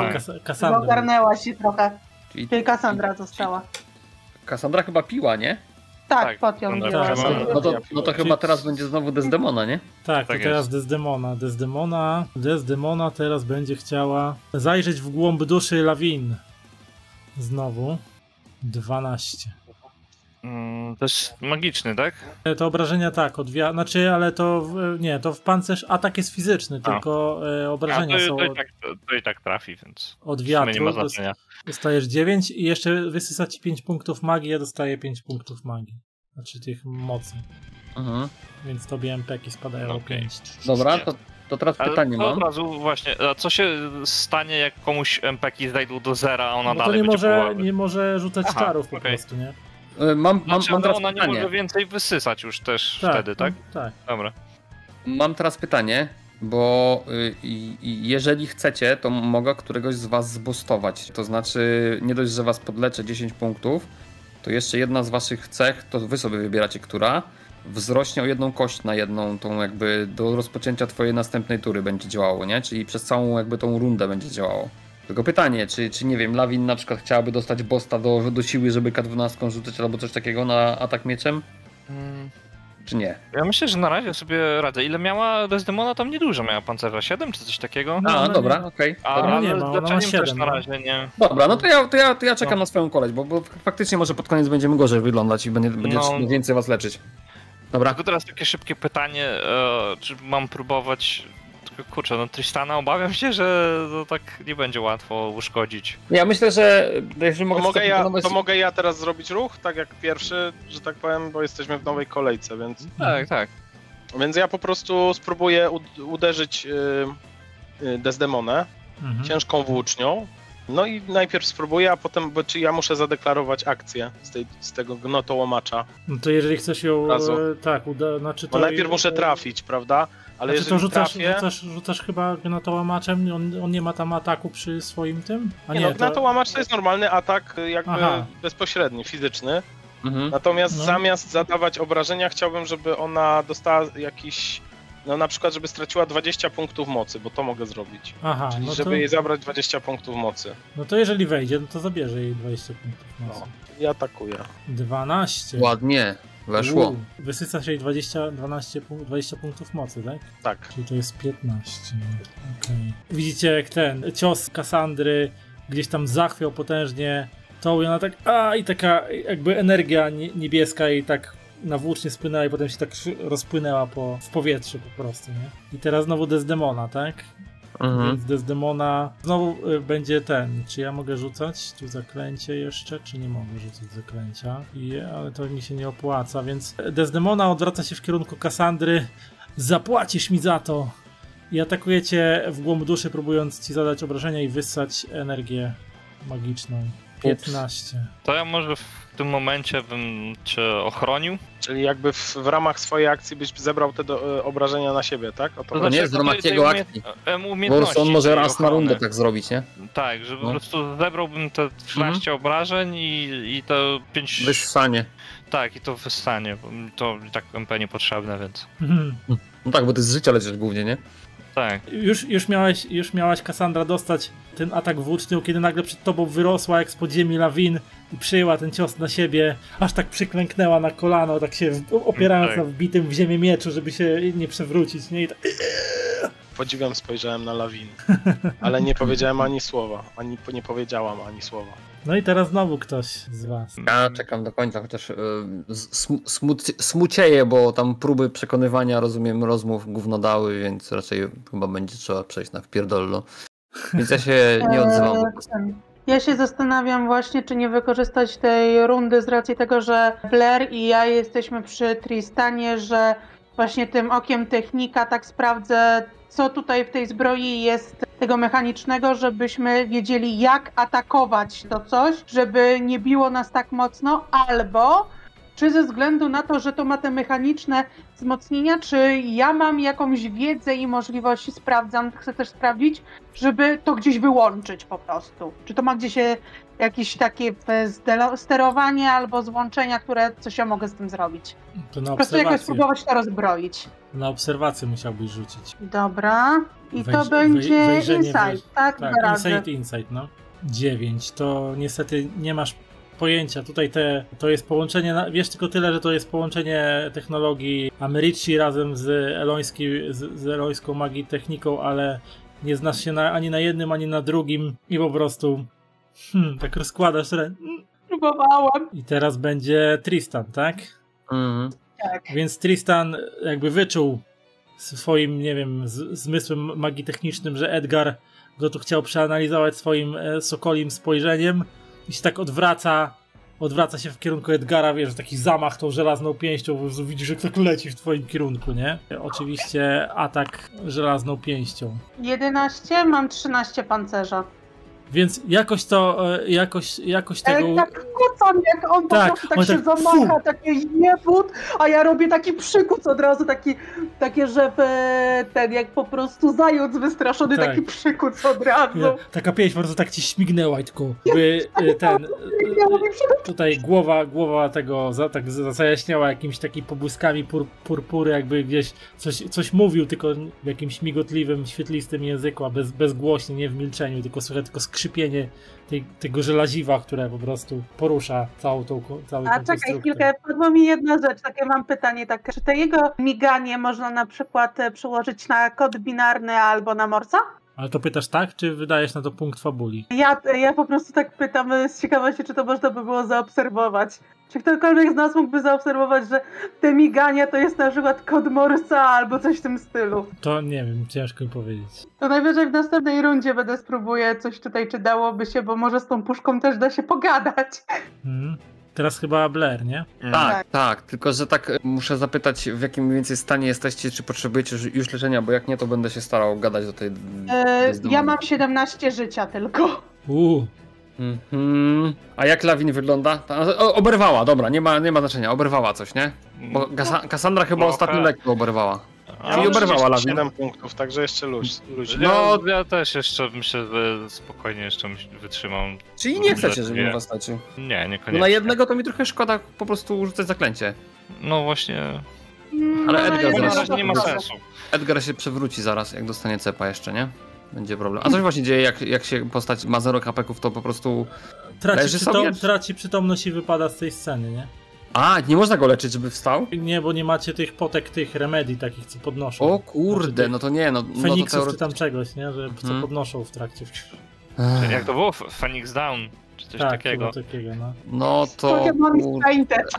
Bo teraz będę ja i potem będzie znów Tristan, nie? Tak. Dobra, no to trudno, no to robię ten swój słoneczny taniec znowu, rozbija się tak na boki, także Edgar tam oczy aż przymruża, no i faktycznie w pewnym momencie takie ciepłe światełko na Edgara spada, więc wydaje 10 punktów mocy. Tak, 10 punktów mocy wydaje plus 40 hapeków masz. Takie, dziękuję.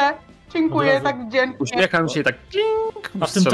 A w tym czasie Tristan robił niemy taki piruet i znowu przygrzmocił pięścią w ziemię, powodując kolejne wstrząsy, które was tutaj chcą, ciebie Blair i Edgara znowu potraktować. 13. No wejdzie, znaczy ja na pewno obejmie mnie. Tym razem mnie nie obejmuje, tak? Czy obejmuje też? Nie, bo to teraz Blake i Edgar byli objęci tym atakiem. No to sobie chyba wybiera ile celów, nie? Tak, znaczy 2 zawsze. Jasne, ale dowolne. Lawin i Cassandra też mógłby, nie? Tak. Dobra, muszę sobie policzyć ile nie zostanie. No to Desdemona teraz znowu. Nie, teraz którejś z was, bo to tak jest na zmianę, nie? Teraz zaczynamy jakby nową kolejkę, ale wy wygraliście inicjatywę, więc jesteście pierwsi, nie? I teraz są 2 pod rząd Desdemony, okej. No dobra, no to ja się... Okej. To znaczy ja może bym w tym przypadku, może Lawin by spróbowała przymówić Desdemonie trochę nacisnąć w inne nuty i tak jak już przyjęła ten cios włócznią, to tak otarła troszeczkę krew z kącika ust i zwraca się do Desdemony, że oto jak nisko upadła wielka wojowniczka Desdemona. Sprzymierzyła się z elońskimi psami w poszukiwaniu czegoś nie da się osiągnąć. próbowałbym z Willpowera ją przekonać, właśnie uderzyć w tą taką, w taki kodeks wojownika trochę, tak?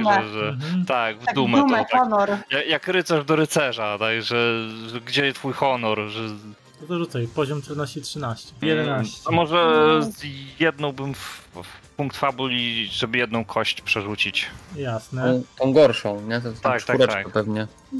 Tak, tu i tak mam No dalej. 4 na 12, no. Trudno. Mogę podpowiedzieć ci coś? Bo możesz teraz w tym momencie fajną rzecz zrobić, wydać punkt tej fabuli i skorzystać z +1, jak masz jakąś relację z kimś. I wtedy miałbyś 13, zdałbyś też. Ja mam relację. Ale ona musi mieć. Lawin musi mieć. Ja mam z Blair, tylko, no dobra, dobra, to przytykam się z fabuli. No nieważne, ale wiesz... Teraz musisz to... A to i tak dać jeden segment tylko, nie? Na drodze. Uargumentować, dlaczego nienawiść powoduje, że jednak jest nienawiść do Blair, nie? No bo to może taka sama nienawiść jak do Desdemony, skąd wiesz, nie wiadomo, nie? Pytanie, czy to robisz, bo to jak test zdany to daje ci jeden segment, nie? Do przodu. To mamy z 10 2, tak? Tak. Będą już 3. Albo ją bijemy, albo z nią gadamy, no prosta sprawa. Nie, dobra, to może lepiej klepać jej gębę i Okej. coś kiepsko nam idzie przekonywanie. Tak. Jesteśmy teamem w pierdolu, a nie teamem negocjacji. Na to wychodzi. Twórcy startera się postarali. Nie? Można z nią gadać, ale chuj! Wiesz? Trzeba je wpierdolić, nie po prostu. Co tam gadać? Ale słuchaj, może jak zbijemy jej HP do pewnego poziomu, spuścimy taki wielki pierdol, to argumenty dobiorą nowe siły. Na pewno ktoś, kto tworzył ten starter, to przewidział, uwierz mi. Tam trzeba się napierdolić i tyle.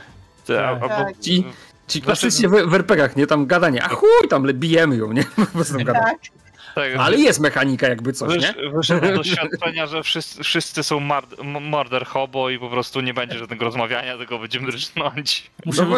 Muszę wypróbować te wszystkie swoje umiejki, tak? Nie, ale śmiesznie, troszeczkę śmiesznie, że jest mechanika tam, wiesz, zegarów przekonywania, no i tak wpierdol. Nie ma znaczenia, niech będą sobie. Albo musisz mieć takie boosty i po prostu musisz cały czas wyrzucać krita na przekonywaniu. No, ewentualnie, nie? Tam, czyli zbierasz wpierdol, jak przeżyjesz, a to lepiej już chyba jej wpierdol spuścić, po prostu i się skończyły hapeki, więc... Tak. Takie niby klasyczne podejście, wiesz, że jednak co byś nie wymyślił, to i tak kurwa wpierdol najlepszym wyjściem jest. Więc teraz Desdemona podkarmiona energią magiczną z Lawin znowu tym wywołuje wokół siebie tornado, wlatuje w powietrze jeszcze Ventus i tym razem za cel obiera Cassandrę i Lawin jednocześnie, wydając pozostałe swoje 20 punktów mocy. Ma 0. Pijcie we włócznie, ty. I teraz tak, atak. No kurde, jakie rzuty 14. Mikrofon. Jeszcze nie ma jednego rzutu, który by we mnie nie trafił do tej pory. Więc jak weszło to 23 obrażenia od powietrza, uderzenia powietrza. Jezus, to teraz będę miał co leczyć. To teraz macie takie może outro, jak zawsze są w anime. Jak chcecie, to mogę was podlecić teraz. Bo teraz moja... jakieś inne jeszcze rzeczy. To no pytanie, ja zdecydowanie teraz potrzebuję leczenia. No to może teraz ja zrobię, nie? No i ja też tutaj to nie mam pola do... Dobrze, no to wydaję, bo to będzie sporo kosztować, ale dobra, wydaję 20 punktów mocy i obie postacie, czyli Cassandra i Lawin, stają w takim świetle opadającym, kiedy Blair znów świeci jak słońce oślepiające Edgara. No. 40 hapeków macie zwrot. Świeci się jak pso jajca. No, bardziej nawet. Więc... Takie wypolerowane. Jak glaca w ustach? I to był pierwszy atak Desdemony. Wiecie, poczekaj, pauza. Mogę wydać jeszcze 10 punktów, bo mogę to w jednym czasie zrobić. To bym chciał sobie też 50 zwrócić, bo zaraz padnę. No. Dobra, to ja już full hapeki będę miał. Edgarowi w końcu. O, Edgar, załóż gogle, bo ci go wypali oczy. No. On ciągle je ma, nie ściągnął. Bo to takie światło jak ze spawarki, nie? Nie są przyzwyczajone. Zależy w kogo, nie? Tak, i Desdemona teraz znowu i ona celuje w Cassandrę, próbuje znowu ją trafić włócznią i wyssać z niej energię magiczną, bo potrzebuje many. Atak w głąb duszy. Krytyczny sukces. Krytyczny sukces. Czyli nie masz szansy tego jakby bronić. 100% trafia, nie? Tak, i no zostaje 17 obrażeń i 5 ci wysysam. Punktów mocy. Jakiegoś mam pecha po prostu dzisiaj w tej scenie. Dobra, to może teraz ja, czyli Kassandra. Kassandra użyje zaklęcia broń żywiołów w tym momencie. To jest, i teraz mi przypomnij, bo rozmawialiśmy tu na temat tego, na co jest wrażliwa Desdemona, na jakie żywioły. Już ci mówię, Desdemona jest wrażliwa na ogień i na elektryczność. Dobrze, to ja w takim razie, Kassandra nakłada na swoją broń elektryczne obrażenia. Do końca sceny ta broń będzie miała, do końca sceny, czyli do końca walki, jak rozumiem. Dlaczego ty tego wcześniej nie używałeś? No właśnie nie wiem, dopiero teraz przeczytałem. Ja pierdzielę jaki OP. No masakra. No, więc będzie zadawała dodatkowe obrażenia elektryczne, to znaczy to będzie zadawała obrażenia elektryczne, nie ma tutaj żadnych dodatkowych. Czyli te obrażenia z broni, które po prostu są obrażeniami elektrycznymi od teraz. Tak. Czyli zadaje obrażenia wybranego przez ciebie żywiołu. Jeżeli ponownie rzucisz, to możesz zmienić rodzaj żywiołu. Natomiast rzucając to zaklęcie na swoją ciężką włócznię, możesz wykonać atak w ramach tej samej akcji. Więc tam chyba w Gerze można ustawić, chyba w Edicie można byłoby ustawić, że physical zamienić na... Albo możemy pamiętać, że podwójnie na będzie bolt, testowała. na bolt po prostu się zmienia i tyle, nie? I wtedy ma bolt. I dawaj ją tam. Czekaj, bo ja nie widzę. Chwycaj ją. Już ci zmieniłem. Aha, zmieniłeś, dobra, no to spoko. No to ja atakuję Desdemonę. Chwycaj ją. Dawaj ją pastuchem. Czyli 32, czyli 9 to tak, to weszło, czyli 32 obrażenia została, tak? Teraz jeszcze jakby ja się wzbiłam w powietrze z taką energią i cisnęłam w nią tą włócznią, jednocześnie mówiąc: sama tego chciałaś, Desdemono. Ja tego nie chciałam. Więc ona tak, ta włócznia, wiesz, tak w locie w ogóle tak się spowiła taką łuną błyskawic, tak wiesz, przez 2 odcinki anime leciała ta włócznia w Desdemonę, wie, tam wymiana spojrzeń i tak dalej, nie? Jeszcze ona się rozszczepiła się jeszcze na 2 i tak na końcu trafiła i potem pół odcinka Wessała rzeczywistość, nie? I dopiero... Tak. Desdemona... Przez pół odcinka Edgar wyjaśniał Blair, na czym polega ten atak. Tak jest. Tak, i to trafia w Desdemonę, która tak spowija, taka kula energii elektrycznej, ona tak opada, widzicie, taka osmalona, wiesz, tutaj dymi coś z niej, nie? I tylko... Kassandro, nie powstrzymasz mnie! No i teraz jest, to już była drugi raz Desdemona, więc teraz jest Tristan. Niestety. Tristan będzie teraz atakował Blair, bo widzi, że Blair za bardzo sobie to ty dziadu! Poczyna sobie tutaj z uzdrawianiem reszty drużyny, więc musi coś z tym zrobić, więc żelazna piącha leci w Blair. 13. To oberwało za 19? Tak, za 19. Zabolało. Czyli wróciłem, ale zobaczcie, dobrze, bo bym prawie padł. Bo wróciłem do stanu, w którym byłem wcześniej w tym momencie. Tak. Dobra, to może teraz ja bym chciała jedną rzecz wykorzystać, tylko chcę przeczytać tutaj do końca. Więc tak, ja chcę zużyć 10 punktów mocy i wykorzystać ogień zaporowy, żeby jednocześnie strzelić i w Tristana, i Kassandrę. Czego w Kassandrę? Właśnie, czemu chcesz zabić Kassandrę? Tak, Desdemonę. Tutaj biorę. To jest atak, czy to jest bez rzutu na to jest, znaczy właśnie tutaj czytam dokładnie. Ogień zaporowy, atakując swoim pistoletem możesz wydać 10 punktów mocy. Porównaj wynik z pancerzem każdego celu. W ten sposób ustalisz, czyli chyba jakbym normalnie atakowała. Tak. Normalnie, tylko że po prostu 10 punktów mocy cię to kosztuje i jeżeli trafisz, to oba cele dostaną obrażenia, nie? Tak. Znaczy chodzi o to, że po prostu jeden test się wykonuje. Tak, jeden test. Celu, muszę zaznaczyć 2 cele. Jak mały rewolwerowiec tam z tego pistoleciku. Chyba nie mogę tutaj zaznaczyć 2 jednocześnie. To nieważne, zaznacz jeden. Nieważne, zaznacz jeden, no. Shiftem się zaznacza wiele. Z shiftem? Dobra. Tak jest w podpowiedzi. Nice. I trach. Kogoś wejdzie na pewno. Desdemonie wejdzie na pewno, nie wiem jak... Tristan, to jest... Tristanowi nie wejdzie. Ma 12. No dobra, ale to i tak... Desdemonie wejdzie. Tak jest. Tak, czyli Desdemona dostaje 14 obrażeń, tak? Mhm. Dobra, czyli 50... Jak wiecie, takie jednocześnie tak kładzie broń tutaj tak na nadgarstku, takie pół w jedno, pół w drugie, niestety w jednego, tego, którego był bliżej, bo twoje to się kule, jeszcze widząc, jak twoje Blair pociski to oberwał się tak zdenerwował. Twoje pociski to się, Odbiło wiesz, się. od Tristana to od zbroi, tylko ping, ping, nie, tam pum, pum, bez Tak tego. celował w tę szparę tutaj w hełmie, ale nie trafił. Dobra, i teraz znowu Tristan. Tak, i znowu Tristan znowu wykonuje trzęsienie ziemi na Blake'a i na... Wal się.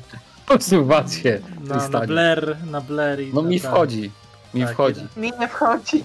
Więc... No to mi Takie wchodzi, to ja już robię... muszę podskoczyć. Auć, auć, auć. Tak. Wystrzelałeś, Edgar, widziałeś, co się święci, więc po prostu podskoczyłeś, jak ziemia zafalowała, to ty byłeś w powietrzu i tylko spadłeś na tą ziemię Tak. i wiesz. Tylko znowu tam Blair leży, matko.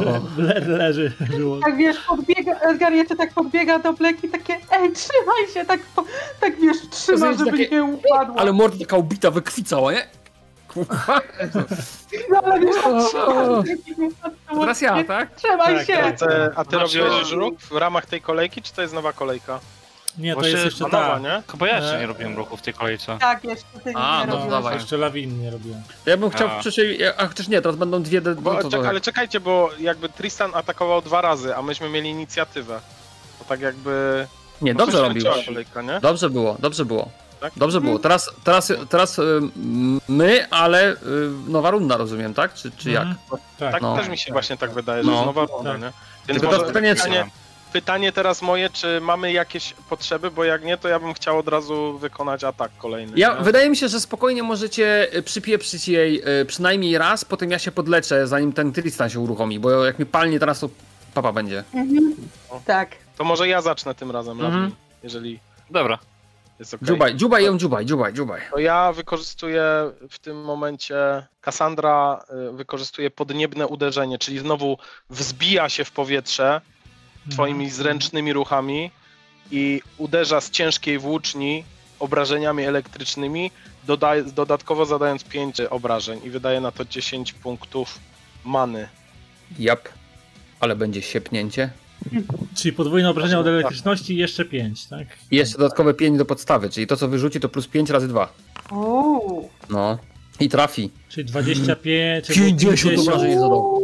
Jakie trzapnięcie! To jest taka, No. tak wręcz ogarnia ją to elektryczność, jak wznosi się do góry, wykonuje takie uderzenie w Desdemonę, wręcz Takie zawiodła się już na te swojej błyskawice mistrzyni, się takie wręcz całkowicie pojawiają w jej koniec. oczach, nie?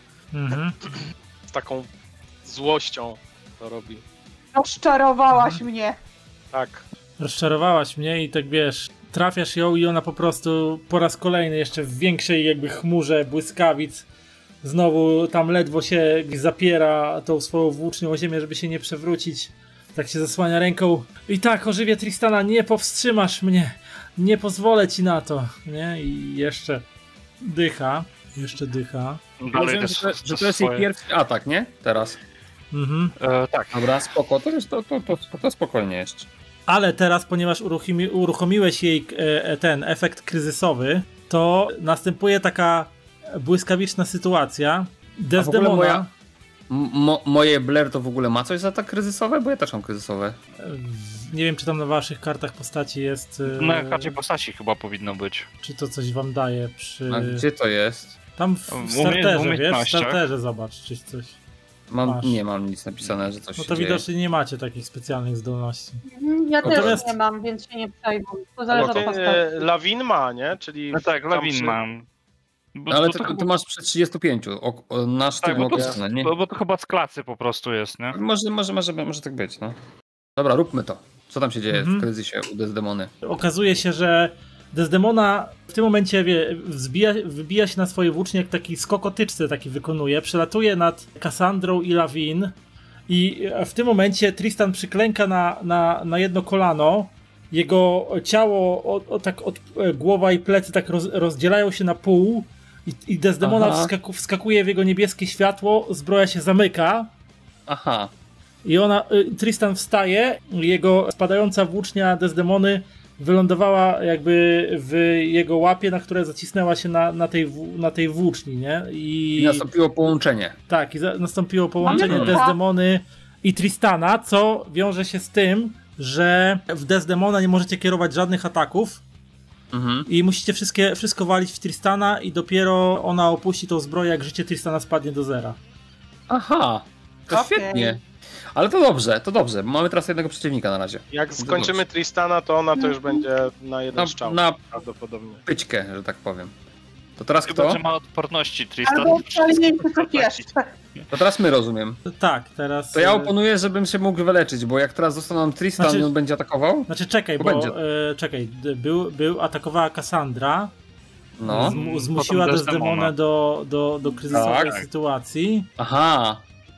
Więc czyli teraz będzie Tristan zamiast atakuje. Desdemony. Teraz będzie Tristan zamiast Desdemony. Nie, no Ale to teraz świetnie. tylko on będzie atakował, tak? Teraz będzie tylko on atakował. No. Tak. Więc on dalej próbuje przyłożyć temu Blair, żeby pozbawić drużyny możliwości leczenia. Tak? To pa. Trafi, to nie żyje. Umarłem. 18. Właśnie umarłem. I Lawin znowu bierze tą maklatę. Yes!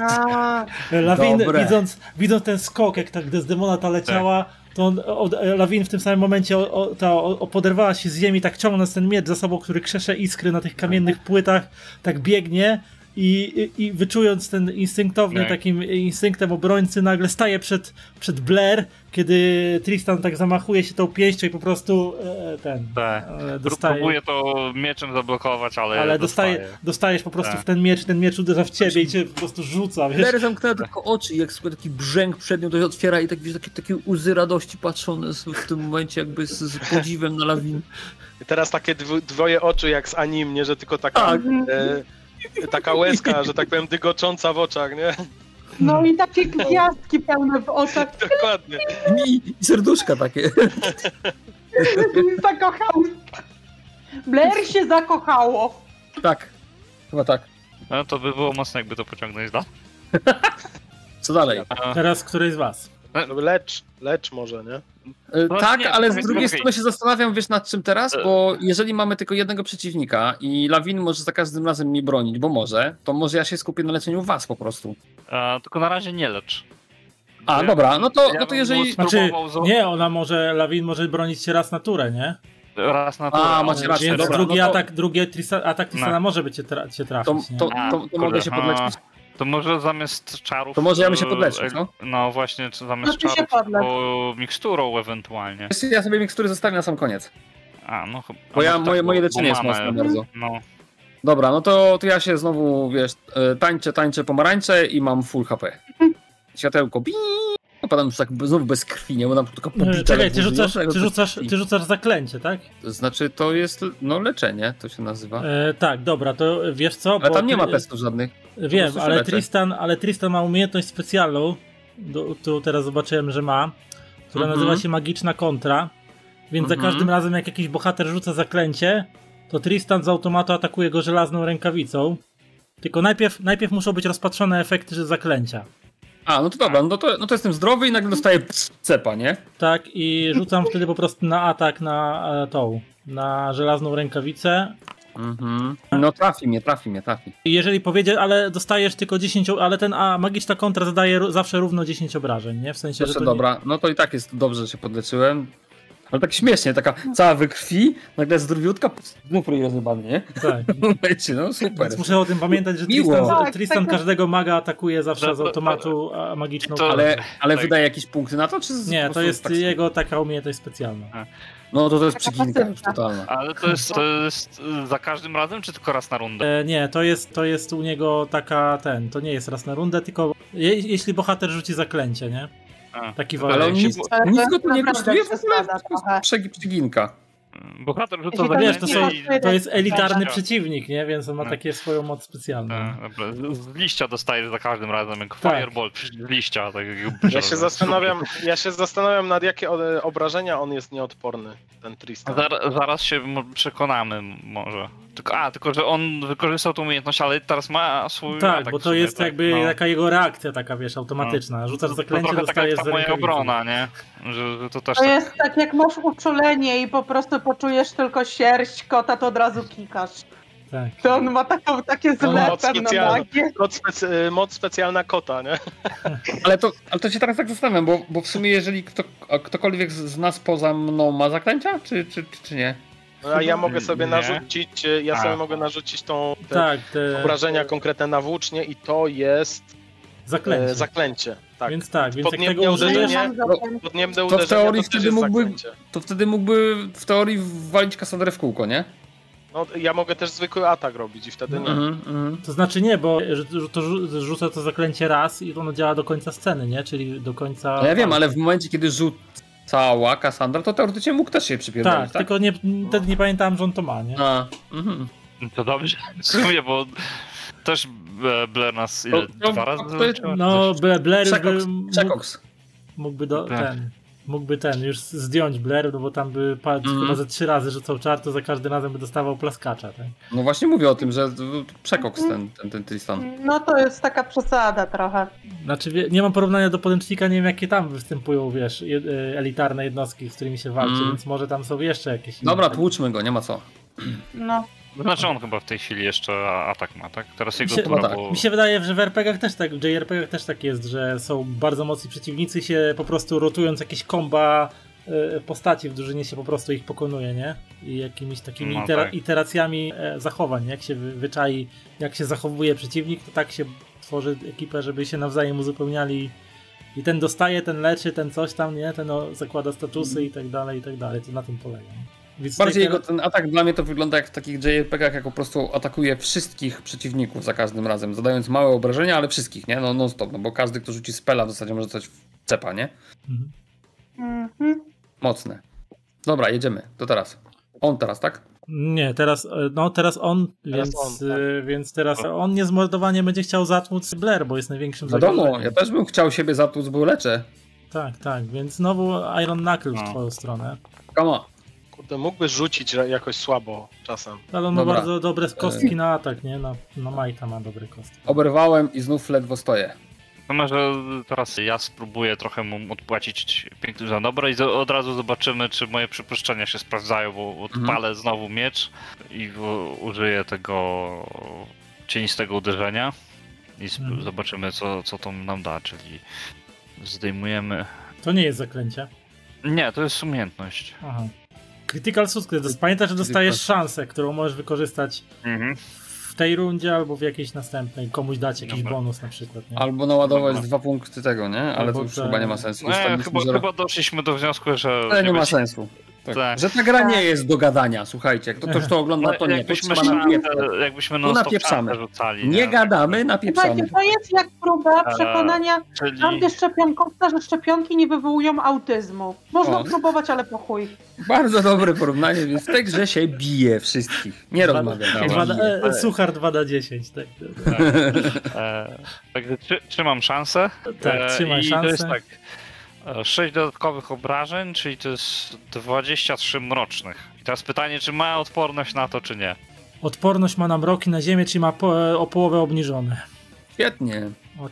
Wy tego nie wiecie, ale to już coś wygadałem, więc... No a to widać po nim, że słabe obrażenia dostał na przykład. Czyli ile miał sumarycznie, ile dostawał? 23 mrocznych. Czyli zaokrąglając w dół to 11.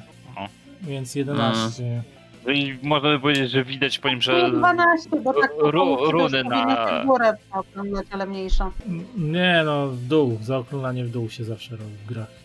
Jeśli to widać po tej zbroi z armoriki, że odpaliła się, tak. Kiedy właśnie trafiasz go tym swoim mrocznym atakiem, to widzisz, że to w ogóle, wiesz, te energie się ze sobą jakby jednoczą i ona tak spływa po prostu. I to w takim układzie mógłbym jeszcze wydać punkt fabuli na to, żeby zmniejszyć jego siłę, jego moc? Tak, tam możesz. Ja mam pytanko, bo miałem troszkę problem z netem przez chwilę. Czyli jest odporny na to, czy jest odporny? Jest odporny. Czyli na 100% na światło będzie, że tak powiem. Tylko, że ja jestem na jedną rundę i co bym teraz tak przeanalizowałem, to co bym nie zrobił, to i tak padnę. Pamiętaj, że ja też mogę cię podleczyć. Okej, ale teraz będzie on. Teraz jest jego ten. Czyli ty chcesz jeszcze mu zmniejszyć... Tylko wiecie co?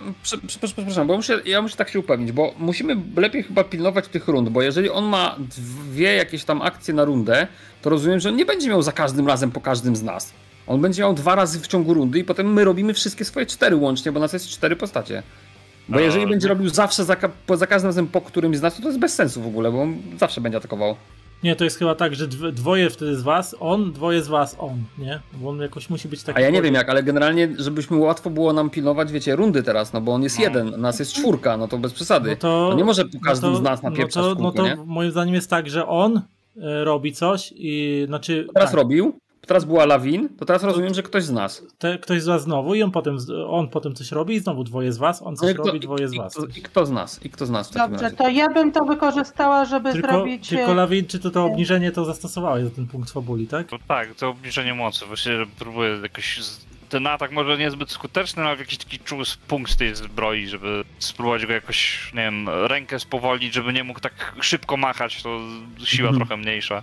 Tak, trafiłeś w to ramię i takie mimo że ta mroczna energia się rozpłynęła po nim, to zauważyłeś, że takie, potem trafiły takie z tej ręki, którą uderza tą żelazną rękawicą, to takie snopy poszły tej iskier, tej magii technicznej, elońskiej, tej magii techniki, nie? Więc coś tam mu zrobiłeś. No i teraz Edgar, który jest, jakby kończysz rundę, nie?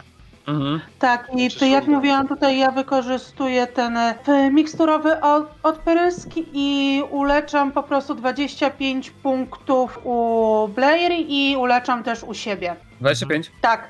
Okej, dzięki. To coś kosztuje? Nie. To kosztuje mnie punkty w ekwipunku. Aha, okej. Tyle samo, ile wyprodukowanie danego przedmiotu. Rozumiem. Spoko.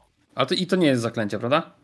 Nie, to jest umiejętność. To super. Tak ten Edgar tak wbiega wokoło was i tam z torby takie fiolki, coś tam miesza, płyny, nie? Tu szejka robi, tak rzuca. Odżywkę na włosy, wiesz, Blair rzucił nagle, lepiej się czuje, nie? Tak, dokładnie to jest takie, że wiesz, tutaj biegnie, tutaj patrzy się na tego Tristana, czy nie atakuje, tutaj tak miesza alchemia time i tak podbiega do Blair i takie pi, kurwa. A ona ładnie pachnie, nagle rękawica znowu, nie? Za chwilę on będzie, nie? Tak. Zajebiste. Więc teraz Tristan, tak? Więc Tristan Dawaj. teraz, Blair i Edgar dostajecie trzęsieniem ziemi. Aha. Au. Kij ci w oko. Ale mi nie wchodzi. Kij ci w oko mi też. Takie łapiemy się oboje za Czekaj, rączki, wydam punkt powoli, żeby to przerzucić. No i koniec radości. I spróbujemy jeszcze raz. 9. No mi wejdzie. Might mu spadł i dlatego tak, Might mu spadł. Ale 9, no to przynajmniej to dobre. Mhm. No dobra. No i teraz nasza runda i pytanie, czy ktoś ma coś? Teraz 2 osoby będą mogły zrobić, nie? Tak. Pod rząd. No to słuchajcie, ja teraz niestety, ale jestem tak wystukany z MPK-ów, że musiałbym wypić potkę, żeby sobie MPK-i podbić. No i jeżeli nasze przypuszczenia są właściwe, czyli jeżeli on ma odporność na mrok i może mieć na światło, to mogę go zaczynać grzmotać na maksa, bo ja bardzo silno to zaklęcie mam. Tylko za każdym razem jak go uderzę, on mi odda, nie? Tak. Ja myślę, że... Kto z was ma mało jeszcze punktów mocy, bo ja mogę zrobić miksturowy odprysk, żeby i doładować po prostu 2 osoby. Toploza Blair jeszcze ma mało punktów mocy. Ja mam 20 tylko i jeszcze zaraz wydam 10, albo może nawet, 10 mogę wydać. Ja ich w ogóle nie potrzebuję, więc... Więc ja bym po prostu w tej rundzie dobiła wam obojgu, bo ile tam daje potka? Wypełnia po 50, czyli po 25 bym zwróciła wam obojgu. Bardzo chętnie. Dobra. To kolejna. Więc tam wiecie, robię po prostu 2 kolejne, tak wiecie, mieszam te miksturki, takie alchemia time, fiolka tutaj, bierzcie. Dobra, notabene i teraz... żuraw, notabene nie wiem co ty robisz, ale teraz mam 60 bazowych mana pointów. Ja mam 70, ale wiem, że mam 70, ale wiem, że mam 60, więc pilnuję tego. No, powinienem mieć 50. W sensie już mi się nie chce jakby mówić. Może coś wali w tym fałdzie. Może się wali coś, w tym. Może statusy mieli. Kto teraz z was chce? Ja mam go rąbać, czy to ja bym chciał zaatakować jako pierwszy, jeżeli mogę, jeżeli nie ma żadnych tych. Więc wykorzystuję zaklęcie, od razu mówię. To ja sobie od razu rzucę na Iron Knuckle, zobaczyć, czy to trafię. Jak to nie, jak tak? I to dostaniesz 10 obrażeń, tylko najpierw po twoim zaklęciu, nie? Dobrze, moje zaklęcie to jest broń żywiołów. Ja mam jedno pytanie, bo tutaj jest, że możecie wymyślać własne szanse, oczywiście jak MG się nam to wyrazi zgodę. Czy ja mógłbym na przykład wykorzystać szansę, żeby wymusić przerzut jednej kości albo coś takiego, żeby spróbować jakoś przeszkodzić w tym ataku? Że przerzut kości u Tristana, tak? Tak, na takiej zasadzie, nie wiem, bo Znaczy, ja nie wiem, czy nie lepiej jest zostawić, bo możesz zrobić +4 dla któregoś z nas, nie? Albo ewentualnie jeszcze jeden stan na niego. Tylko tak pytam teoretycznie, czy coś takiego by przeszło, nie? Że... No jakbyś tak już uzasadnił ciekawie, fabularnie, to myślę, że tak. Dobra, ale myślę, że tak chyba jeszcze może osłabienie. Zdaje mi się, że tutaj mógłbyś uzasadnić status. Zdaje mi się, że mógłbyś tutaj uzasadnić status, wejście tym atakiem wcześniejszym, że tutaj nie tylko weszło osłabienie, ale coś jeszcze ze względu na właściwości tych metali. To jest ta pokrewna energia i tutaj pytanie, czy nam jest to potrzebne, więc... nie? Pytanie, czy jest nam potrzebne to, żeby zmieniać inne cechy, bo nie wiemy, z czego on atakuje, nie? No właśnie to jest problem, że nie no, więc jakby nie wiem, czy jest sens celować tak na ślepo w jakieś zmniejszenie o jedną kostkę, nie? Zamiast może lepiej zostawić później, nie? Może się przydać za chwilę, nie wiem, tam ktoś będzie robił coś bardzo ważnego, nie? I coś mu nie wyjdzie, można mu dać +4. Coś w tym stylu, nie wiem. To prawda. Dobra, to tylko pytanie takie było, także jakby coś to... +4 ewentualnie komuś dam i tyle. Dobra, to póki co, no ja się troszkę za szybko ucieszyłem, bo nie mogę zmienić tych obrażeń od światła, tak? To by było idealnie. Ale zmienię na lodowe i zobaczymy, co z tego wyjdzie. O, spoko. Na lodowe, tak? Tak, atakuję zwykłym atakiem. 15, no to trafiasz oczywiście, natomiast nie ma jakichś dodatkowych efektów. Demet. Po prostu 22 obrażeń zadaję. Tak, tak, więc tam trafiasz go, lód taki oszroniony się zaczyna robić, ale zaraz się to topi, nie? Ten taki szron z niego schodzi, nie? Od razu. No i odejmuję sobie. I teraz to już byłeś życie. jako drugi, czy jako jeszcze jedna osoba? Drugi. Nie, ja byłem pierwszy. Aha. A nie drugi? Nie, ja byłem pierwszy. W tej rundzie?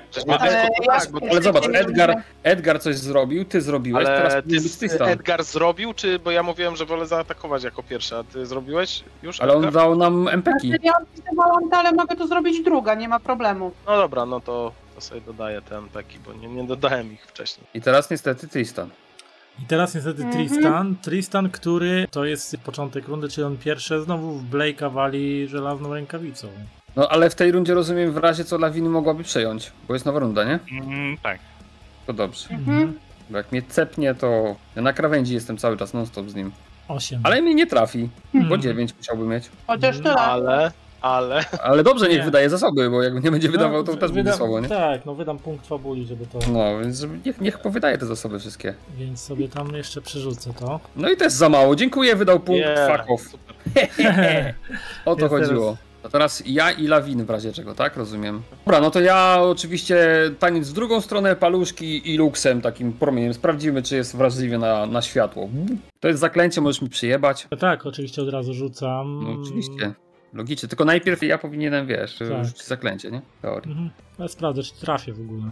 10. Trafisz na pewno. 10, więc... Trafisz, ale na razie po kolei sobie zbiję to. Zobaczę, czy w ogóle go trafię. Raczej go trafię. Tak, trafiasz. No to 46 obrażeń, jeżeli jest wrażliwy, 23, jeżeli nie jest. Światło, tak, jest wrażliwy na światło. Więc... czyli, no to logiczne, jak jest na mrok odporny, tak, no to na światło. No to 46 obrażeń właśnie dostał i zbił mi jeszcze 10 hapeków w tym momencie, więc ja już znowu ledwo stoję, nie? Okej, czekaj, ja muszę teraz powiedzieć, czy on nie ma jakichś... Nie wiem, czy nie byłoby sensowne, Lawin, jeżeli masz jakąś obronę, żeby osłonić Blaira. No właśnie ma, w tej rundzie ma tą jedną. Mogę też go podleczyć w zasadzie, mogę mu dać tonik, znaczy ten eliksir. Ale w sensie musisz mi go dać i od razu ja go piję, czy... Nie, bo ta jego obrona to jest jakaś bardziej reaktywna, nie? A jeżeli wykona już swoją, nie wiem, czy może coś takiego zrobić, jeżeli wykona już swoją akcję. Zresztą, no... Znaczy jego obrona, mówisz zasłonięcie, to raz na rundę może to zrobić. Tak, ale mam jeszcze akcję obronę, że mogę dać ci odporności na wszystkie rodzaje obrażeń. Nie, to jest akcja każdego z nas, czyli każda postać może się bronić po prostu w swojej rundzie. Ale mogę też zapewnić obronę innej istocie. Tak, i to też możemy robić, to może każda postać. Czekaj. Osłaniana istota nie może zostać zaatakowana bronią białą aż do rozpoczęcia mojej następnej rundy. Okej. Ale to nie będzie to samo, jakbyś zrobił na przykład coś takiego, że jak on będzie atakował, to po prostu przyjmiesz ciosna. On nie może cię zaatakować, ale on nie może cię zaatakować i... Chodzi mi bardziej o to, że jak na przykład teraz wykonasz normalną akcję i jak w przyszłej rundzie teraz Tristan zaatakuje Blair, to czy będziesz mógł użyć tej akcji obrony dla niego, czyli przejęcia... Przejęcie obrażeń może. To jest umiejętność ochrona, więc to nie jest akcja, tylko jest taka reakcja, dokładnie. Więc będę mógł, nie? Ale może raz na może to zrobić, w tej rundzie może, bo jest nowa. Tak. Okej, dobra, no to w sumie to lepiej atakuj chyba. Też mi No, się to wydaje. może tak, no dobra. No Więc to nie- lecimy, tylko tym razem Tylko nie teraz mroczcie Tristan mnie. chyba, nie? Ale to nie Tristan teraz? To nie miał być tak, że... Dwie, dwa Tristan razy dwie my. osoby. Tristan A, dwie plus- osoby! Czaję. No to ciapaj. No to lecimy do niego i Dziabaj go, zobaczymy. dziabaj. 12. 12. To Weszło? trafia. No. Jest. No to z 16 zwykłych obrażeń fizycznych. 16, okej. Okej, no widzicie, że ta zbroja tego Tristana zaczyna coraz więcej przepuszczać takich, już zaczyna pęknić i dziur przepuszczających tą magię techniczną energię elońskich rytuałów. No i teraz kto? Teraz Tristan? Tak, jeszcze? teraz będzie Tristan. Bo... Tristan z tym razem używa trzęsienia ziemi przeciwko Blair i przeciwko Kassandrze. Wow, zostawił nas. 9. No to mi wejdzie. Sandrze raczej nie wejdzie. Tak, to są zwykłe fizyczne, nie? Tak, to tak. mnie to nie Potrzebujesz dotyka. osłony, czy jeszcze wytrzymasz? Bo może jakiś mocniejszy Znaczy, atak. szczerze, jak teraz to przyjmę, to będę miał 1 hapek, bo mam 13, a zadał 12. A potem mamy dwie osoby, więc ktoś może cię podleczyć, nie? No, A potem jak on zada większe obrażenie, to dla mnie by było lepiej chyba przyjąć te większe, nie? czym on może robić... Ale teraz się zacznie nowa runda. No tak, więc jakby stracisz możliwość tej no osłony w dobra. tej rundzie, nie? No dobra, to wezmę to na klatę, to nawet też 12, tak? Nie będziesz się boostował za poziom? No właśnie... 35? Tylko, że to było wymierzone w Kassandrę i w Blairę, więc nie w Lawin. A, czy przyjmujesz za kogoś, tak? Przyjmuję Przejmuję za mnie, za Blair A. przejmę. Znowu osłonię, tak. To znowu tam, te serduszka to już całe oczy zajmują tam. Tak. Znowu wyrasta potężna sylwetka Lawin, wyrasta przed Blair. Tak. Serduszko w serduszku. Tak. Dobra, no to teraz ktoś jeszcze chyba. Teraz 29 lat. Sorry? Nie. Żuraw teraz Tristan. Teraz Tristan. Teraz Tristan? No to Tristan znowu... Nie, poczekajcie, bo on teraz był. Teraz A, był. właśnie, nie, teraz No. jest nowa runda, sorry. No, nowa Tak. runda jest. Więc znowu nasza dwójka, to decydujcie. Ja bym depesował go. Chętnie, bo ja zadaję mu w chuj obrażeń, pamiętajcie. Znaczy możemy zrobić jak chcemy, nie? Jeżeli chodzi. Możemy na przykład zrobić tak, że Edgar rzuć ochronę na Blair. Mogę to I zrobić. Blair atakuje po prostu. Można I tak wtedy zrobić, ale Tristan ja bym zrobił odwrotnie. Zobaczę, czy w ogóle go trafię. Pamiętaj, że możesz ode mnie plus 4 dostać. To znaczy Wiem. chodzi mi o to bardziej, że jak on już będzie miał swoją rundę, to prawdopodobnie cię zaatakuje, nie? No tak, ale teraz będę na przykład ja i ktoś jeszcze, więc ja bym sprawdził, czy w ogóle go trafię, bo może go nie trafię w ogóle, tak? No tak, I ale masz ktoś- mało hapsów, nie? No i co? No i Więc wtedy jak ktoś... on wtedy ktoś... potem- Dobra, kolejność jest nieważna według mnie, ale to ustalimy jak chcecie. Kto chce pierwszy? Ja nie muszę robić. Znaczy tak, Blair w tej chwili zadaje największe obrażenia, Dokładnie. więc rypnęłaby w niego i I następna może go osoba po wyłączę prostu- już, nie? Nie wiadomo. No tak, no to Tak. nie, no spoko, tylko chodzi o to, że jeżeli on będzie miał kolejną rundę, Ale ktoś to może ty masz wyleczyć 13 Blair. hapsów, tak? ale Jak za chwilę rozumiem. ktoś mnie wyleczy. Więc Ktoś albo może wyleczyć, wyleczyć. no to dokładnie, super. No. No, Albo zasłoni, leczyć, albo albo coś tam. chronić, nie? O No to dokładnie. Tylko, że chcę dlatego to zrobić, bo on mi zaraz i tak odda i ten cios za 10 i tak przeżyje, zostanie mi 3 hapeki, ale jeszcze mu przypieprzę, jak go trafię. No. Aha, okej, dobra. Rozumiesz? Bo już No. możesz żura wrzucać, bo zobaczymy, czy on mnie trafi, nie? No dobra, rzucam. Bo on mi odda za chwilę, bo ja znów walę promieniem. 11. No dostanę, No tylko to 10 wrzucaj. obrażeń, akurat zostanie mi 3 HP, ale zanim to nastąpiło, to ja go próbuję trzepnąć tym luksem. Dobra. A chyba go sam trafię. Trafiasz, czyli 46. 46 obrażeń. No to... 10 i tak. 46. To więc tak, to wygląda to następująco. Trafiasz go tym światłem, w ogóle znika w tej kuli takiego jasnego światła, że wszyscy poza Edgarem muszą zasłonić w sumie oczy aż. Tak, to jest rażące.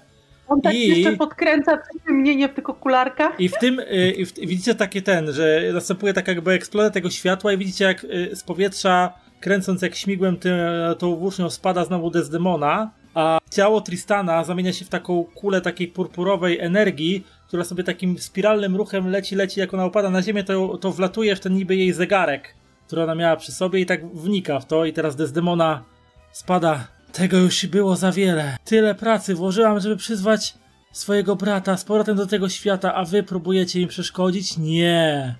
Powstrzymam was. No i teraz jest Desdemona znowu zamiast Tristana, nie? Na pewno? A dlaczego nie my, znowu druga osoba? Znaczy, ale No w sensie, właśnie, że to ona jest- zastępuje jego, nie? Teraz jest. No że... tak, ale to ona wyprzedza nas w tym momencie? Nie, no to teraz jeszcze jest druga ta osoba. Nie. No która właśnie. Teraz pytanie, dobijamy ją, bo nie wiadomo ile ona ma HP? Czy po prostu ktoś mnie podleczy, bo mam 3 HP ja? Ja nie Bo mam nawet jak bym podleczyć. ryzykował. Ja nie mam To- jak podleczyć, bo się z punktu wyprztakałam Dobra, już. to ja mogę... mogę ci podać to, Płotka? po prostu ten płotka, tak, remedium i 50 PZ ci przywróci. Dobra, to jeżeli tak możemy zrobić, tak? Możemy, tak? Mhm. No to piję to. Oczywiście, jeżeli mogę to zrobić. Czyli znów jestem czyste, nie zakrwawione. Wyprane w perwolu. Tak, wyprane w tych wszystkich waszych potkach, bo tam Edgar to już pooblewał mnie tyloma tymi, że Lawin się tak trochę ciężko opiera o miecz i podsuwa ci pod nos remedium. i uśmiech na twarzy. I teraz zobaczymy, co ona zrobi. Tak. Teraz jest Desdemona, tak? Tak. Więc Zobaczymy, Desdemona, która z was ma najmniej HP w tym momencie? Najmniej. Ja mam 29. Ja mam Też mam 45, jestem zdrowy. Ja mam full. Ja mam Więc 29. Desdemona odwraca się w kierunku Kassandry. To wszystko przez ciebie, a całe życie cię trenowałam. Nie pozwolę ci mnie powstrzymać i rzuca się na Kassandrę, wykonując drenujący hapeki atak w głąb duszy. 12. A to nie było MP-ki trenujące? Znaczy MPeki, tak, MPeki. No. Czyli 9 obrażeń, tak? Tak, dostajesz i ona wysysa ci 5 punktów i magii. 5 monów. No i teraz wy. No to ja bym teraz chciał, że tak powiem, zrobić ripostę. Tylko, że zanim to zrobię... Ewentualnie po tobie mogę was podleczyć znowu. Już nie wiem, czy mogę No to tak, ale robić. ty w tej rundzie już jesteś, A, w tej rundzie jakby faktycznie. zrobiłeś już, nie? Aha. Tylko ja zostałem i Lawin. Jasne. Nie, ja też, bo ja dałem tego. Aha, no miksturę czyli ja i Edgar zostaliśmy. Mhm. Kassandra po raz kolejny jak- wykorzystuje zaklęcie broń żywiołów, czyli zbiera w sobie moc i zmienia znowu rodzaj obrażeń swojej włóczni na elektryczne. Zamyka oczy, spina się w sobie i zadaje cios Desdemonie. Okej. Mogę wykorzystać szansę teraz i dać ci plus 4, to by trafiło, nie? Trafisz wtedy, no. Mhm. Dobra, to wykorzystuję tą szansę i pomagam. Ale ty zadajesz teraz dalej, czekaj, ty teraz zadajesz lodowe obrażenia, tak? Nie, Bo- teraz znowu Nie, elektryczne. zmienił zmieniła właśnie. właśnie na Aha, elektryczne. zmieniłeś na elektryczne, To okej. tak. Właśnie 32 przyjęła. Lawin, czy 32, przeszpila okej. jakoś. Pomaga mi jakoś- z tyłu tylko tą włócznią. Nie, bardziej myślałem, że przyszpila Desdemonę, żeby nie mogła się ruszyć. Tak. Znowu doładowujesz sobie żywiołem elektryczności swoją włócznię, atakujesz ją i po tym twoim ataku i fairy, barw i błyskawic niewielkich, Desdemona już taka, jej ten strój taki poszarpany, poddymiony, podziurawiony, ona taka, wiesz, dymi się z niej tutaj gdzieś po włosach, jakieś te iskierki przeskakują takie niebieskie, wiecie, jak ze zwarcia. Ale jeszcze gdzieś tam. się trzyma. Wiem, jak to wyglądało, bo to by wyglądało tak, że najpierw Lawin tak jakby taką feintę wykonuje, że atakuje i krzyczy Kassandra teraz! Tak. I mada, i się uchyla i Kassandra wypada za nim, Tak. jak po prostu. Po plecach Tak. jeszcze, nie tam. Tak. Tak, jeszcze tak podaje na rękojeści miecza tak wyskoczyć z niej. Albo właśnie na mieczu się wybija Tak. ten. Tak, Kassandra dokładnie. podstawia miecz, a to znaczy Lawin podstawia miecz, a Kassandra przebiega po mieczu i się wybija z niego.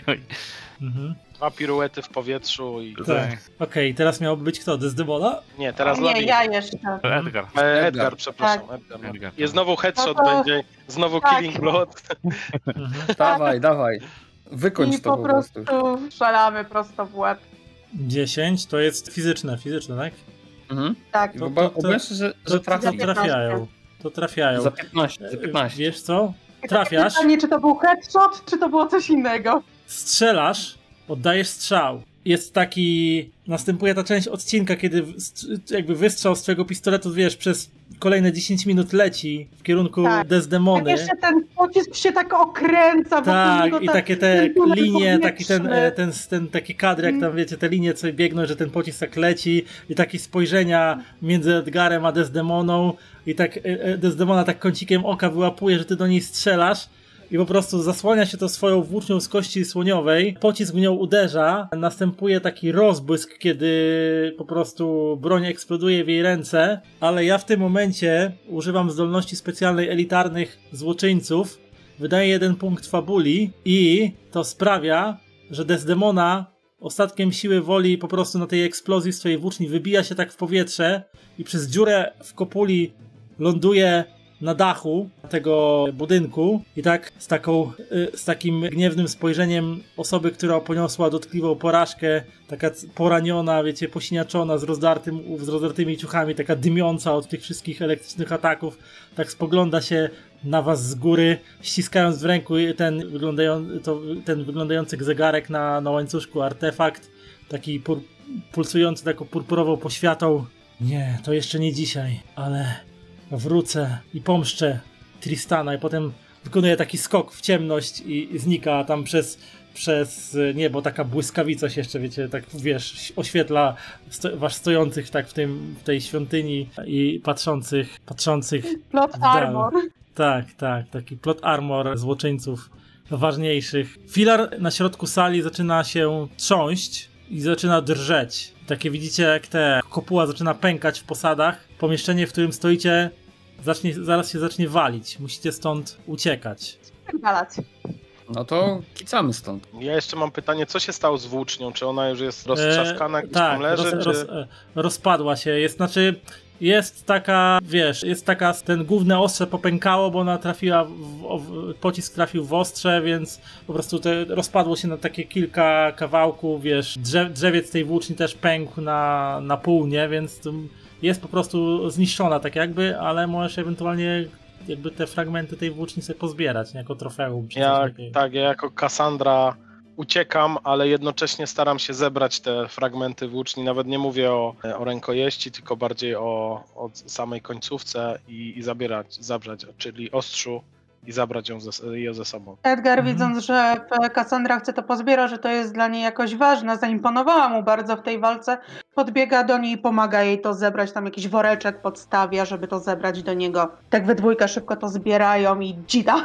Wybiegacie z tego ze starego walącej się świątyni, czymkolwiek było to miejsce, i wybiegacie znowu na teren krateru. Widzicie, że na dworze rozpętała się burza, powoli zaczyna siąpić coraz mocniejszy deszcz. Tak właściwie to jest w tym momencie koniec tej opowieści, natomiast w drodze na statek, powracając na statek Leona, zmęczeni, poobijani, ale jednak mimo wszystko z satysfakcją wygranej i z wiedzą, że kto odpowiada za ostatnie wydarzenia, które się działy w tym kraju i w okolicach miasta Dunowa, za zniszczenie tego tutaj miasta, Megaido. Wracacie i tak w tym deszczu, ja bym chciał teraz od was jeszcze takiej krótkiej informacji, jakie kolejne emocje, jakie kolejne więzi zawiązaliście ze sobą nawzajem, nie? Ja tu na pewno z Lawin pewnie coś, ale musiałbym popatrzeć, jakie tam są możliwości, bo nie wiem, co ja mogę. To ma być jedna więź, czy z każdym z... Nie,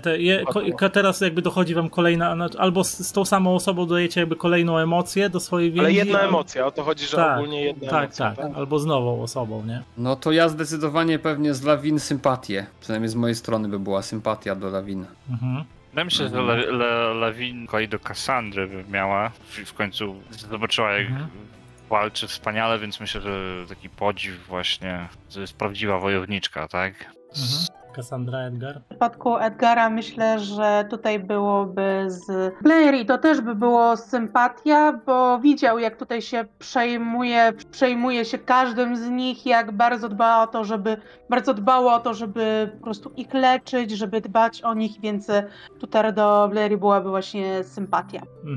W międzyczasie myślę, że Blair właśnie zapytał, czy wszyscy są cali w porządku, i spojrzał do tyłu i widzi Lawin taką, która podnosi tak trochę słabo tak kciuk do góry, a tutaj rozwalony, głowa porozcinana, wszędzie zakrwawiona. Ten czas jest poniżej 30 HP-ków, także... Ja to, wiesz, jakbyśmy mieli takie sceny rozgrywać, to by tam Blair do ciebie teraz podeszła, tak cię za twarz złapała światło, by rozbłysło, byśmy zniknęli w tym świetle i potem jakby światło opadło, to ty byś była już zdrowa. Cassandra, kierowana tak naprawdę lojalnością w stosunku do Blair, zobaczyła w walce, w jaki sposób zachowuje się Lawin i że kilkukrotnie nadstawiła swojego karku, żeby ochronić Blair, mimo że wcześniej nie miała jakiegoś poziomu zaufania do Lawin. Troszeczkę była wycofana, jeżeli chodzi też o jej możliwości bojowe, szczególnie na podstawie poprzedniej walki, to teraz zobaczyła, że jednak to nie jest prawda. No i admiration, czyli podziw dla Lawin tutaj rozwinęła. Okej. Tak się kończy przynajmniej pierwsza część tej opowieści. Ta w ogóle historia może mieć swój dalszy ciąg, jakbyście jeszcze chcieli pociągnąć tą historię, bo tam została wypuszczona jakby kontynuacja tego startera, więc jeśli wam się podobało, można to pociągnąć dalej, ale na dzisiaj, tak, od każdego, zanim się jeszcze pożegnamy z widzami, słuchaczami i się rozłączymy, jakieś takie wrażenia na temat Fabuli Ultimy? spostrzeżenia? Ja wiem, że Doppler to się rozgada, to będzie północy mógł gadać na temat. A zdania powiem. Ale to mówcie najpierw wy. No ja lubię takie klimaty, więc generalnie jakby świat anime jest mi dosyć bliski, więc jakby całe osadzenie świata tych postaci w świecie mi się podoba. Fajnie, żeście grali. To mi się podobało właśnie takie, że tak powiem, sprzężenie dokładnie z tym, co można zobaczyć w świecie anime, nie? Te takie przerysowane czasami wręcz postacie, jeżeli chodzi o emocje i tak dalej, także to było spoko.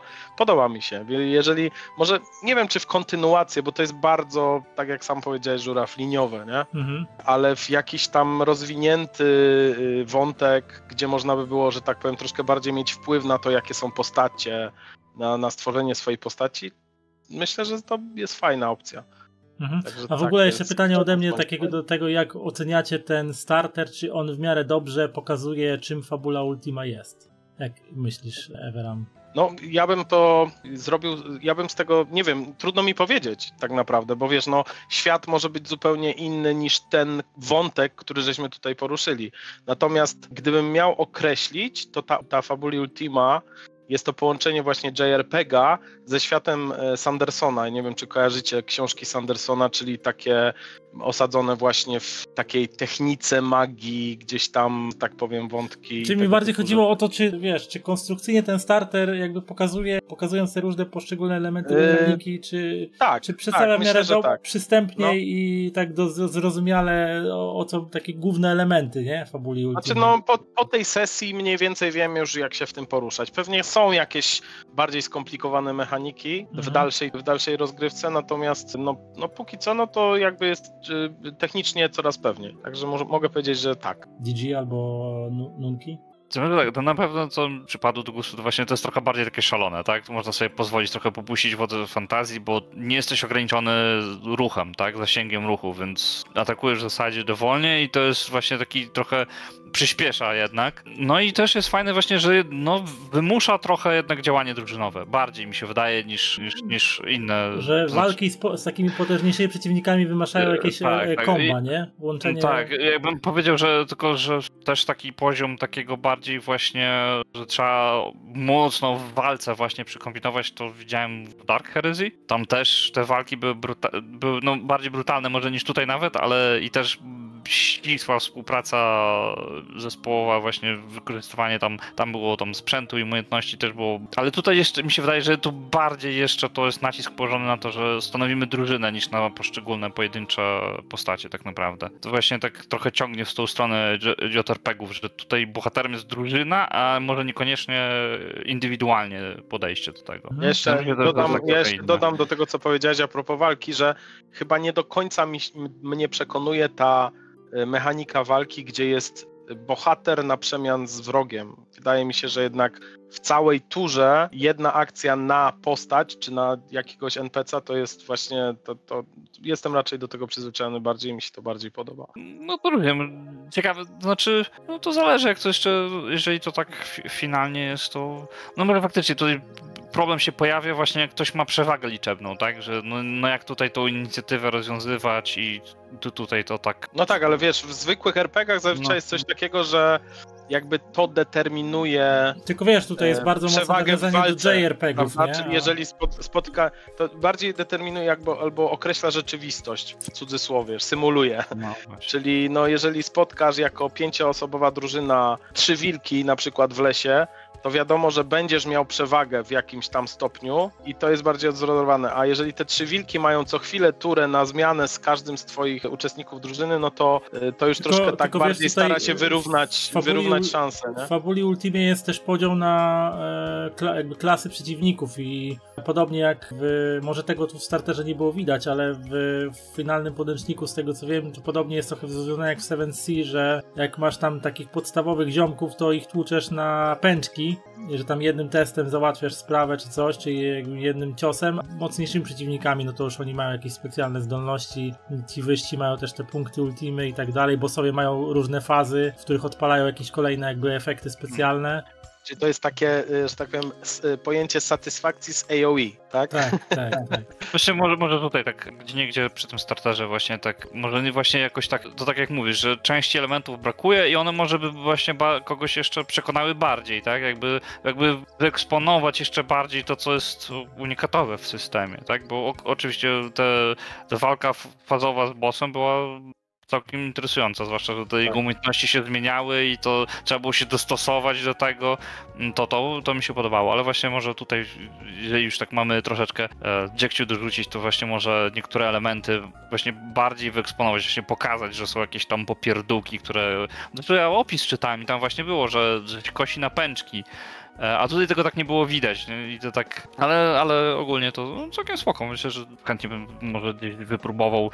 No bo jak się próbował pełną wersję, bo to wiadomo, że jak się tworzy własną postać, to jak się można ją pod siebie zrobić, to się troszeczkę też inaczej gra, nie? Gigi, masz coś do powiedzenia? Ja się bawiłam dobrze przede wszystkim, bardzo dobrze mi się tutaj grało też z wami, panowie, i mam nadzieję, że to nie jest ostatni raz, kiedy gramy w tym składzie, bo bardzo dobrze się bawiłam. Właśnie też było fajne to, że mogliśmy też te emocje postaci odgrywać, co też tutaj starałam się zrobić, że trzeba było właśnie wykorzystywać różne mechaniki postaci, bo moja postać nie jest postacią do walczenia. Taki ona jest właśnie bardziej. tutaj naukowcem, technikiem. Ja starałam się też to właśnie wykorzystać. Dobra, mam tutaj możliwość, to podleczę. Tutaj mam to, chociaż zabawne było, że można powiedzieć, że moja postać strzelała prawie same headshoty. Tak zabawnie to dosyć wyszło. Co do samego startera, to wydaje mi się właśnie, że troszeczkę niektórych rzeczy tutaj zabrakło, ale z drugiej strony to jest starter, więc jakby to jest wersja demo, więc jakbyśmy mieli pokazać tutaj absolutnie wszystko, to no ciężko by było to zrobić. To jest starter, mamy się tutaj zapoznać z tym, co jest tutaj zawarte i według mnie całkiem nieźle to pokazuje, co jest zawarte w tej grze. Ja bym chętnie po prostu tutaj jeszcze więcej jej poznała i wydaje mi się, że też z jednej strony to, że nie ma tutaj zawartego tego wszystkiego, to jest też taka, że tak powiem, taki bajt rzucony, że mamy jeszcze więcej do zaoferowania, chodź do nas więcej, wejdź głębiej. Mhm. Miałem powiedzieć 2 zdania, a jak zaczęliście gadać, to wychodzi na to, że muszę więcej powiedzieć. Ale dobra, to najpierw zacznę też od tego, że bardzo mi się fajnie z wami grało i w ogóle dla mnie to było taka totalna nowość, żeby taką postacią grać. No ja jakby klasycznie to nie jest mój styl gry, ale mi się mega ta postać spodobała i jak graliśmy, to no naprawdę bardzo fajnie mi się odgrywało i w ogóle i super. To od tego zaczynając. Dalej starter. Wydaje mi się, że starter pokazuje dużo, więc w mojej ocenie jest to dobry produkt. Krótko mówiąc. On naprawdę pokazuje dużo mechanik. Nie wiem, znaczy nie będę tego zakładał, ale tak coś czuję, że wiele więcej w podręczniku podstawowym nie ma, jeśli chodzi o mechanikę, bo ona nam pokazała wszystko, jak się wydaje i zbiera ekwipunek, jak się atakuje, walczy, leczy, broni w ogóle, więc wydaje mi się, że starter pokazuje dużo. Znaczy, no jakby fabuły nie będę oceniał, bo z założenia wiemy, że to miała być celowo liniowa, żeby pokazać te wszystkie mechaniki. W samej mechanice jest sporo rzeczy, które mi się właśnie podobają. To znaczy, między innymi mega mi się podobają te punkty ekwipunku. Bardzo fajna sprawa. Co do walki jako takiej, jeśli chodzi o testowanie, to tam nie ma za wiele co powiedzieć, bo to są takie rzeczy, które są bardzo znane z wielu innych systemów. Więc mamy tutaj jakąś obronę fizyczną, jak w Earthdownie na przykład. Tutaj mi się to kojarzyło, że jest obrona fizyczna, obrona magiczna, tak jakby na takiej zasadzie. Więc jest w miarę prosta. Pancerze, tak mam wrażenie, że gówno dają, bo to jest trochę takie rozwiązanie jak z D&D, więc po prostu cię trafi i zadaje ci obrażenia. Ale to akurat to jest plus i minus dla niektórych, więc nie ma co poruszać. Więc ogólny, ale jeszcze oczywiście na sam koniec zostawię haczyk, bo tak ogólnie wrażenia z mechaniki dla mnie są bardzo spoko. Widać, że większość rzeczy jest tak na tyle przemyślana i w miarę zbalansowana, żeby to miało faktycznie ręce i nogi. I zdecydowanie poza jednym mankamentem, który widzę, dla mnie jest dużym mankamentem akurat, to ta mechanika naprawdę jest mega spoko. Jest prosta, łatwo ją wytłumaczyć, fajnie powstają kombo między drużyną. Mi akurat nie przeszkadza to, że drużyna decyduje, w jakiej kolejności atakuje, jak jest po ich stronie jakby ta inicjatywa, to też fajne właśnie komba można robić, szczególnie, że tak mają też gry takie, które lubię, na przykład między innymi Conan tak ma na 2D20, że jak jest drużyna w inicjatywie, no to wtedy można fajne komba robić. I tutaj mega spoko.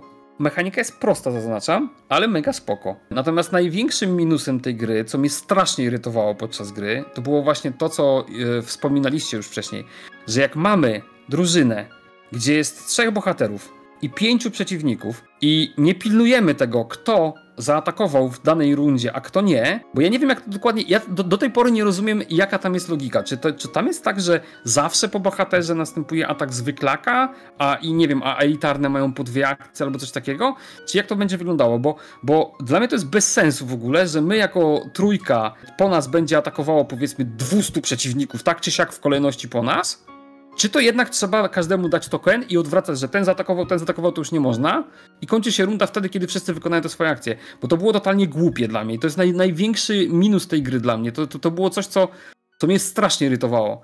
Że w pewnym momencie mieliśmy jednego przeciwnika i dobra, no to teraz pilnujemy, to teraz przyjmijmy, że my będziemy robić na zasadzie nasza dwójka, potem ten przeciwnik, potem znowu dwójka, ale nie wiem, czy tak jest zgodnie z mechaniką, czy tak sobie przyjęliśmy. Wiesz, bo jeżeli ten przeciwnik mógłby atakować po każdym z nas, to jest totalnie bez sensu. I nieważne, czy to jest potężny przeciwnik, czy to jest słaby przeciwnik, bez sensu totalnie. To trochę właśnie przypomniałeś właśnie. Tutaj jest, w przypadku walki z Desdemoną i z Tistranem jest napisane, że oni byli elitarnymi wrogami, a co oznacza, że oni mają dwie tury na rundę. Tylko że jasne, tylko że właśnie widzisz, tylko teraz jest kwestia, czy mamy tego pilnować. To znaczy, jak ja bym na przykład sobie przeczytał coś takiego, to miałbym taką interpretację w głowie jakąś z gry, nie? Że muszę każdej postaci uczestniczącej w starciu dać żeton na zasadzie czerwone, zielone czy cokolwiek i wiedzieć, czy w tym będzie ktoś już atakował, czy nie.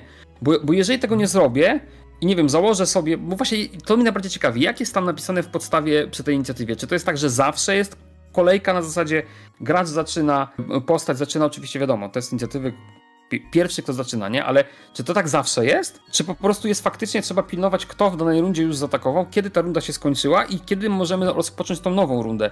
Bo wtedy się pojawia coś, co jeden z was mówił, chłopaki, że mamy przewagę liczebną, a na dobrą sprawę nie mamy tej przewagi liczebnej, no bo ten przeciwnik ma prawo zaatakować po nas zawsze, nie? W sensie po każdym z nas. Nie wiem jak to jest. Według mnie, żeby był sens, to powinna inicjatywa być tak, że mamy 5 uczestników po jednej i 3 po drugiej, ale atakujemy na zmianę spoko, tylko do wyczerpania wszystkich możliwości. Jak nam się skończą ataki, to tamci będą mieli jeszcze 2. Sorry, Gregory, no jest ich kurde 5. No tak, to jest dokładnie to, o czym mówiłem. Tu jest to mnie najbardziej bolało, mnie to tak irytowało, mówię, kurwa, jakie to bzdurne to jest. Kto na to wpadł, żeby co rundę można było po każdy nas atakować? To, co powiedziałeś też, Żuraw, że jakby mówisz, że ci elitarni mieli 2 na rundę, nie? A z drugiej strony w pierwszej walce mieliśmy na zmianę i to troszeczkę nie było spójne, bo jakby jeżeli idąc za tą mechaniką, która była w pierwszej walce, to w momencie jak Cassandra zniknęła, bo weszła do Tristana, to teraz Tristan powinien mieć co chwilę, po nas. No dokładnie, po każdym z nas, nie? Więc jakby, no i to też by było jakby niespójne, nie? Bo jakby nas jest 4, dlatego mówię, to jest mniej symulujące rzeczywistość. Ale z drugiej strony mówię, jeżeli faktycznie się okaże, że tam jest opis taki, że zawsze przeciwnicy atakują naprzemiennie z graczami, no to w tym momencie dla mnie to jest taki bullshit totalny. Ja bym w tym momencie od razu prowadząc tą grę powiedzmy, bo dlaczego nie? Mógłbym sobie ją wziąć i na przykład zrobić na tym Lineage'a. Od razu bym inicjatywę zrobił do zmiany, bo dla mnie to jest taki bullshit z tą inicjatywą, jeżeli ona tak działa, że masakra. Że to po prostu, nie wiem, ktoś chciał zrobić uproszczenie, a wymyślił po prostu śmierdzące jajo. Chciał po prostu przerzucić specyfikę większej części gier JRPG, gdzie tak to wygląda, że... Ale tam też jest tak, że masz kolejkę, że pierwszy twój ludzik przeciwnika, drugi twój ludzik, jak się twoje ludziki skończą, to im ludzikom zostanie powiedzmy 3 jeszcze, to one jeszcze będą cię klepać, nie? I w drugą stronę to samo, jak masz 4 przeciwników i jednego bossa, to twoi robią po kolei, nawet na przemian, nie? Ale ten boss nie ma nagle, kurde, czy tam, nie wiem, jeden przeciwnik, powiedzmy, bo walmy te bossy, bo może mają specjalną mechanikę jakąś, ale przypuśćmy, że masz jeden przeciwnik jest i to masz 4 po swojej stronie, no to ty masz prawo 4 razy to zrobić, ale nie jest tak, że jeden przeciwnik zaatakuje tego przeciwnika, powiedzmy, znaczy jeden gracz przeciwnika, następnie przeciwnik nam oddaje i to teraz według mnie my powinniśmy do końca już lecieć swoją inicjatywę, czyli 3., 4., czy tam 2., 3., 4. powinien zaatakować tego przeciwnika i dopiero koniec rundy zaczynamy od początku, bo inaczej to jest bez sensu w ogóle. To też stwarza pewną nieścisłość, a mianowicie jeżeli jest 4 versus 3, my jako drużyna tworzymy turę, nie? Czyli tura się kończy wraz z zaczęciem ruchu pierwszej osoby, kończy się wraz z skończeniem ruchu ostatniej osoby. 3 przeciwników w normalnej walce wykonuje swoje ruchy na przemian z nami i potem w tym 4. ruchu, który ma wykonać drugi ruch w turze. A zresztą dlaczego miałby to wykonać? Bo co, on jest lepszy? To jest bez sensu, drogą, nie? Dlatego właśnie, nie? Ale według tej mechaniki jeden z nich musi wykonać dodatkowy ruch na turę, nie? I ja głęboko wierzę, że jednak w podstawce jest napisane, że jednak trzeba tego pilnować i trzeba pilnować, który już zaatakował, a który nie. Bo inaczej to kompletnie nie ma sensu coś takiego. Jeżeli w starterze tego nie ma tego napisane kompletnie, tylko że jest... Bo ja nie czytałem tego startera, tak tylko co dzisiaj. Nie, to jeżeli tam... Nie ma. Jeżeli tam nie ma napisane, to jest mega brak i tam trzeba to napisać. Natomiast jeżeli nie ma to napisane też w podręczniku podstawowym ogólnym, to dla mnie to jest największy bullshit, jaki można było wymyślić, jeśli chodzi o inicjatywę. To równie dobrze można byłoby zrobić głupi rzut na inicjatywę, który ustali kolejkę i każdy będzie przynajmniej wiedział, co może zrobić, bo inaczej to po prostu kosmos jest. Tutaj na czacie, jeszcze przerwę ci Dople, na czacie podziwiają twój talent aktorski jako Blair. Starałem się, uwierzcie mi, dla mnie to było takie wyzwanie, żeby zagrać totalnie inną postać, że nawet dzisiaj z Anitą swoją rozmawiałem, że Anita mówiła, może zrób z niego, nie wiem, chłopaka albo dziewczynkę i zagraj, po prostu mówi, nie, gramy tak, jak spróbuję jakieś wyzwanie zrobić. Także tak, dzięki serdeczne, bo naprawdę się musiałem pilnować też, jak używać. Ale ja się przychylam do tego, fajnie ci to wyszło, nie? Mi się podobało właśnie to, szczególnie podobała mi się też interakcja na początku pomiędzy Lawin a Blair, nie? Gdzie tam była taki hejt, nie? Że tak to trochę wyszło, jak jest aktor za dobry i gra taką postać, tak? To też publiczność potem aktora trochę nie lubi przez to, tak? Trochę przypadek tego, Jeffreya z Gry o Tron, tak? Że później skończył karierę, bo czy Ramzeja, tak? Nie? Nienawidzili, nie? Tak, właśnie to musiało ci naprawdę dobrze wyjść, bo ja tak pod skórą czułem, kurde, ale ja tej postaci nie lubię już. Ale uwierz mi, że naprawdę, zresztą Żuraw też o tym wie, ja nie robię takich postaci, ja nigdy taką postacią bym nie zagrał, jakbym robił sam taką postać, nie? Także czapki z głów, bo to naprawdę musiało być... No nie było łatwe. Było zagrane tak, że mówię, że ja pod skórą czułem, że kurde, ale mnie ta postać irytuje od początku już. Tak. Ale ona miała być taka, wiesz, pogodna, wiesz, radosna i taka otwarta do wszystkich, ale z drugiej strony chciała wszystkich chronić i utrzymywać przy życiu, nie? Tam chciało, bo ja się muszę cały czas, wiesz, łapać na tym, że mi było ciężko tego pilnować, ale fajnie wyszło, to się bardzo cieszę. No to ciężko, że tak powiem, jak to mówią, starego człowieka nowych sztuczek nauczyć, nie? I można powiedzieć, że achievement unlocked, ponieważ to jest chyba, odkąd zacząłem sesję nagrywać i streamować, to jest chyba druga sesja, którą mi się udało rozegrać w całości. Bez rozdzielania na więcej niż jedną. Dobrze. Co, jak drużyna dobra i zgrana, no to... No, fajnie ludzie, to się fajnie gra, to jest ta sprawa. Ale już tak ucinając moją wypowiedź, ja na tym coraz bardziej się myślę, żeby jednak złapać i zrobić z tego Lineage'a, tylko mówię, bardziej muszę się zobaczyć, jak ta inicjatywa działa, bo ja bym tego pilnował. Zdecydowanie. Jest to tutaj dla tych... No, mi się ogólnie też, ja ze swojej strony mogę powiedzieć, że fajnie mi się to prowadziło i widzę potencjał na to, żeby właśnie nawet z prostych jakichś historyjek przez to, jak te więzi mi się podobają, że one powodują, też fajne. Powodują, że mogą się budować fajne, jakby fabularne takie relacje między graczami i do tego one mają potem jakieś przełożenie właśnie na mechanikę, te bonusy do rzutów też, czy tam jakiś przyczynek do tego, żeby odpalić sobie jakimś tam punktem fabuli, czy czymś tam, coś powiązanego z tą więzią jest bardzo jakby fajną rzeczą i myślę, że to przy kampaniach na pewno by wyszło w jakimś szerszym zakresie, kiedy się dłużej gra tymi samymi postaciami, nie?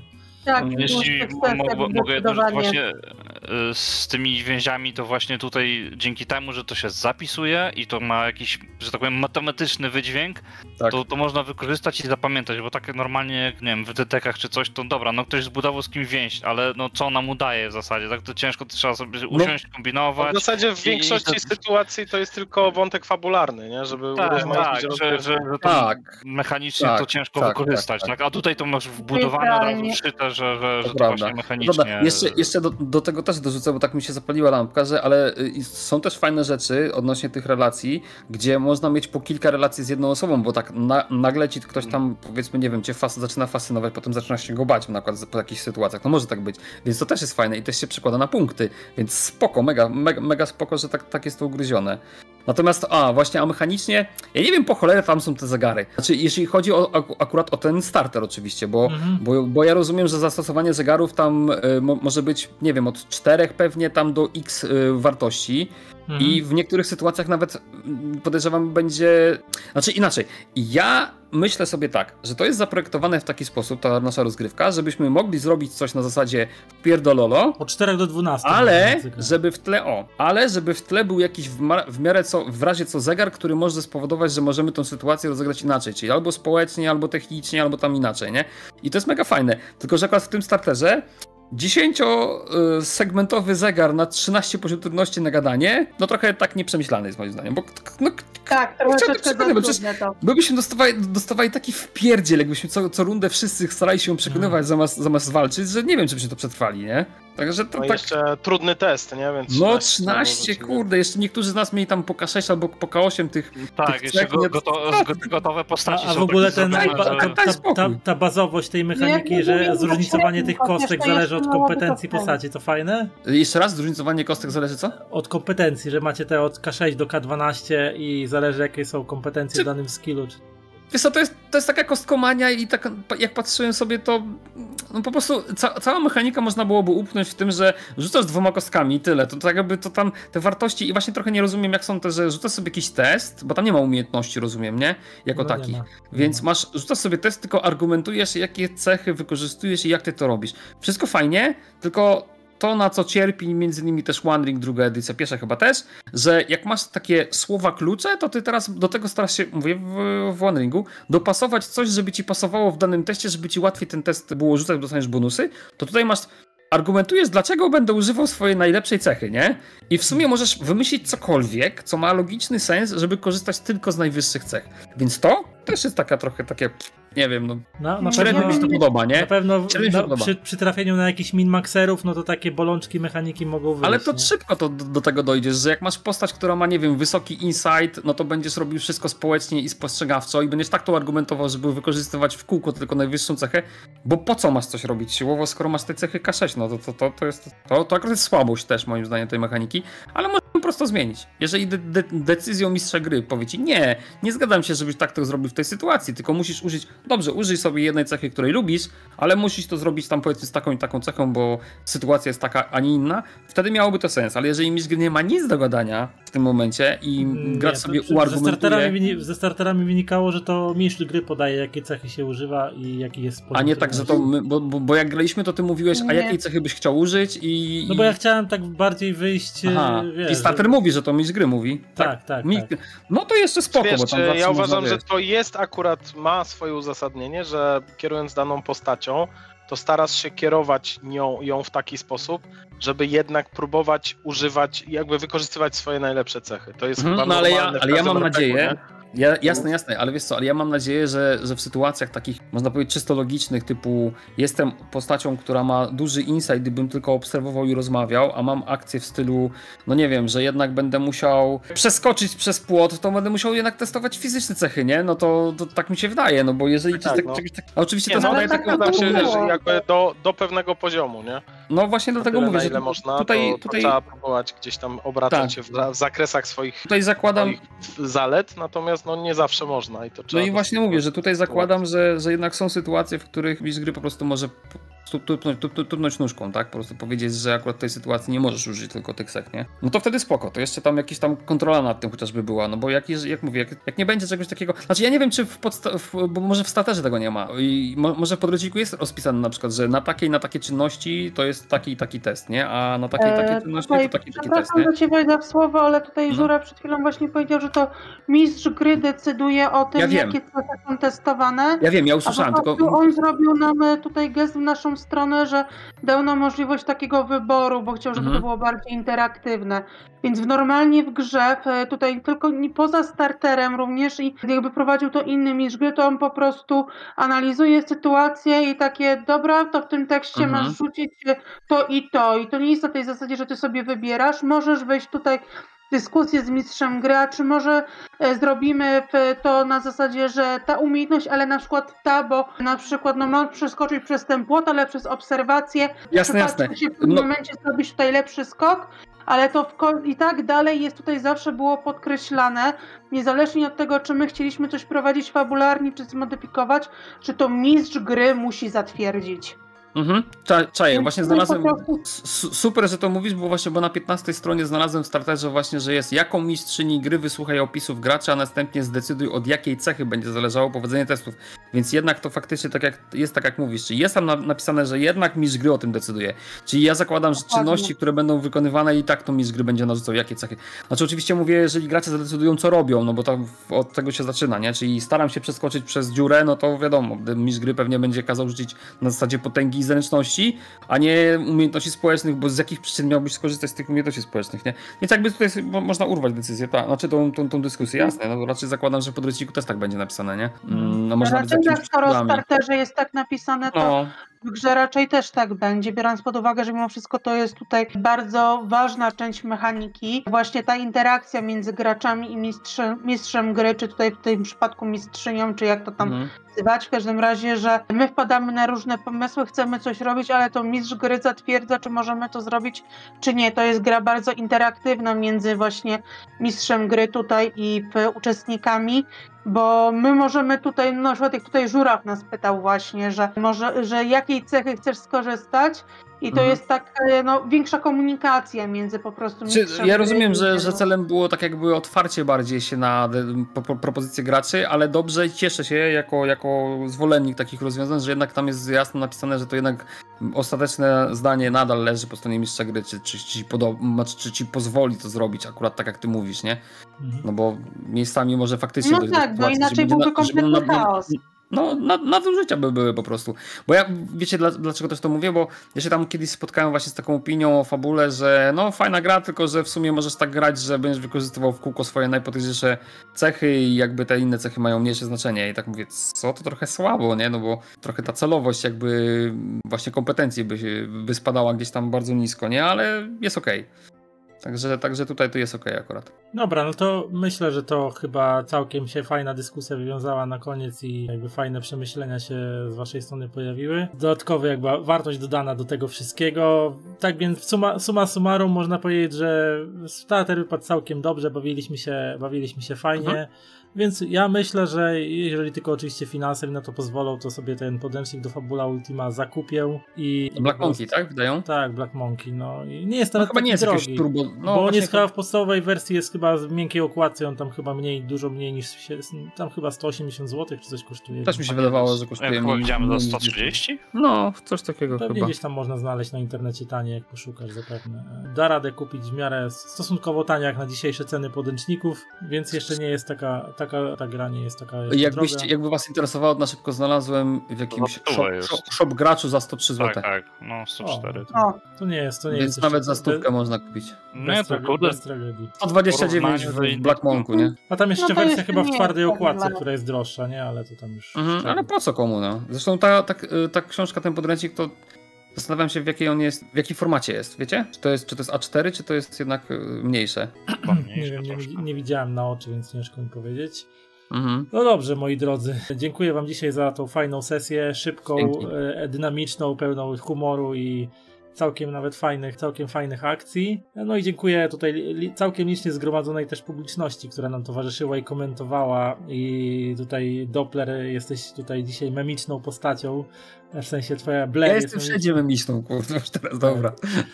Tak, że Blair było mimiczną postacią na tej sesji. Na pewno jakieś shorty, jak będę kiedyś to montował, to jakieś shorty z tych sesji pewnie powstaną do playlisty.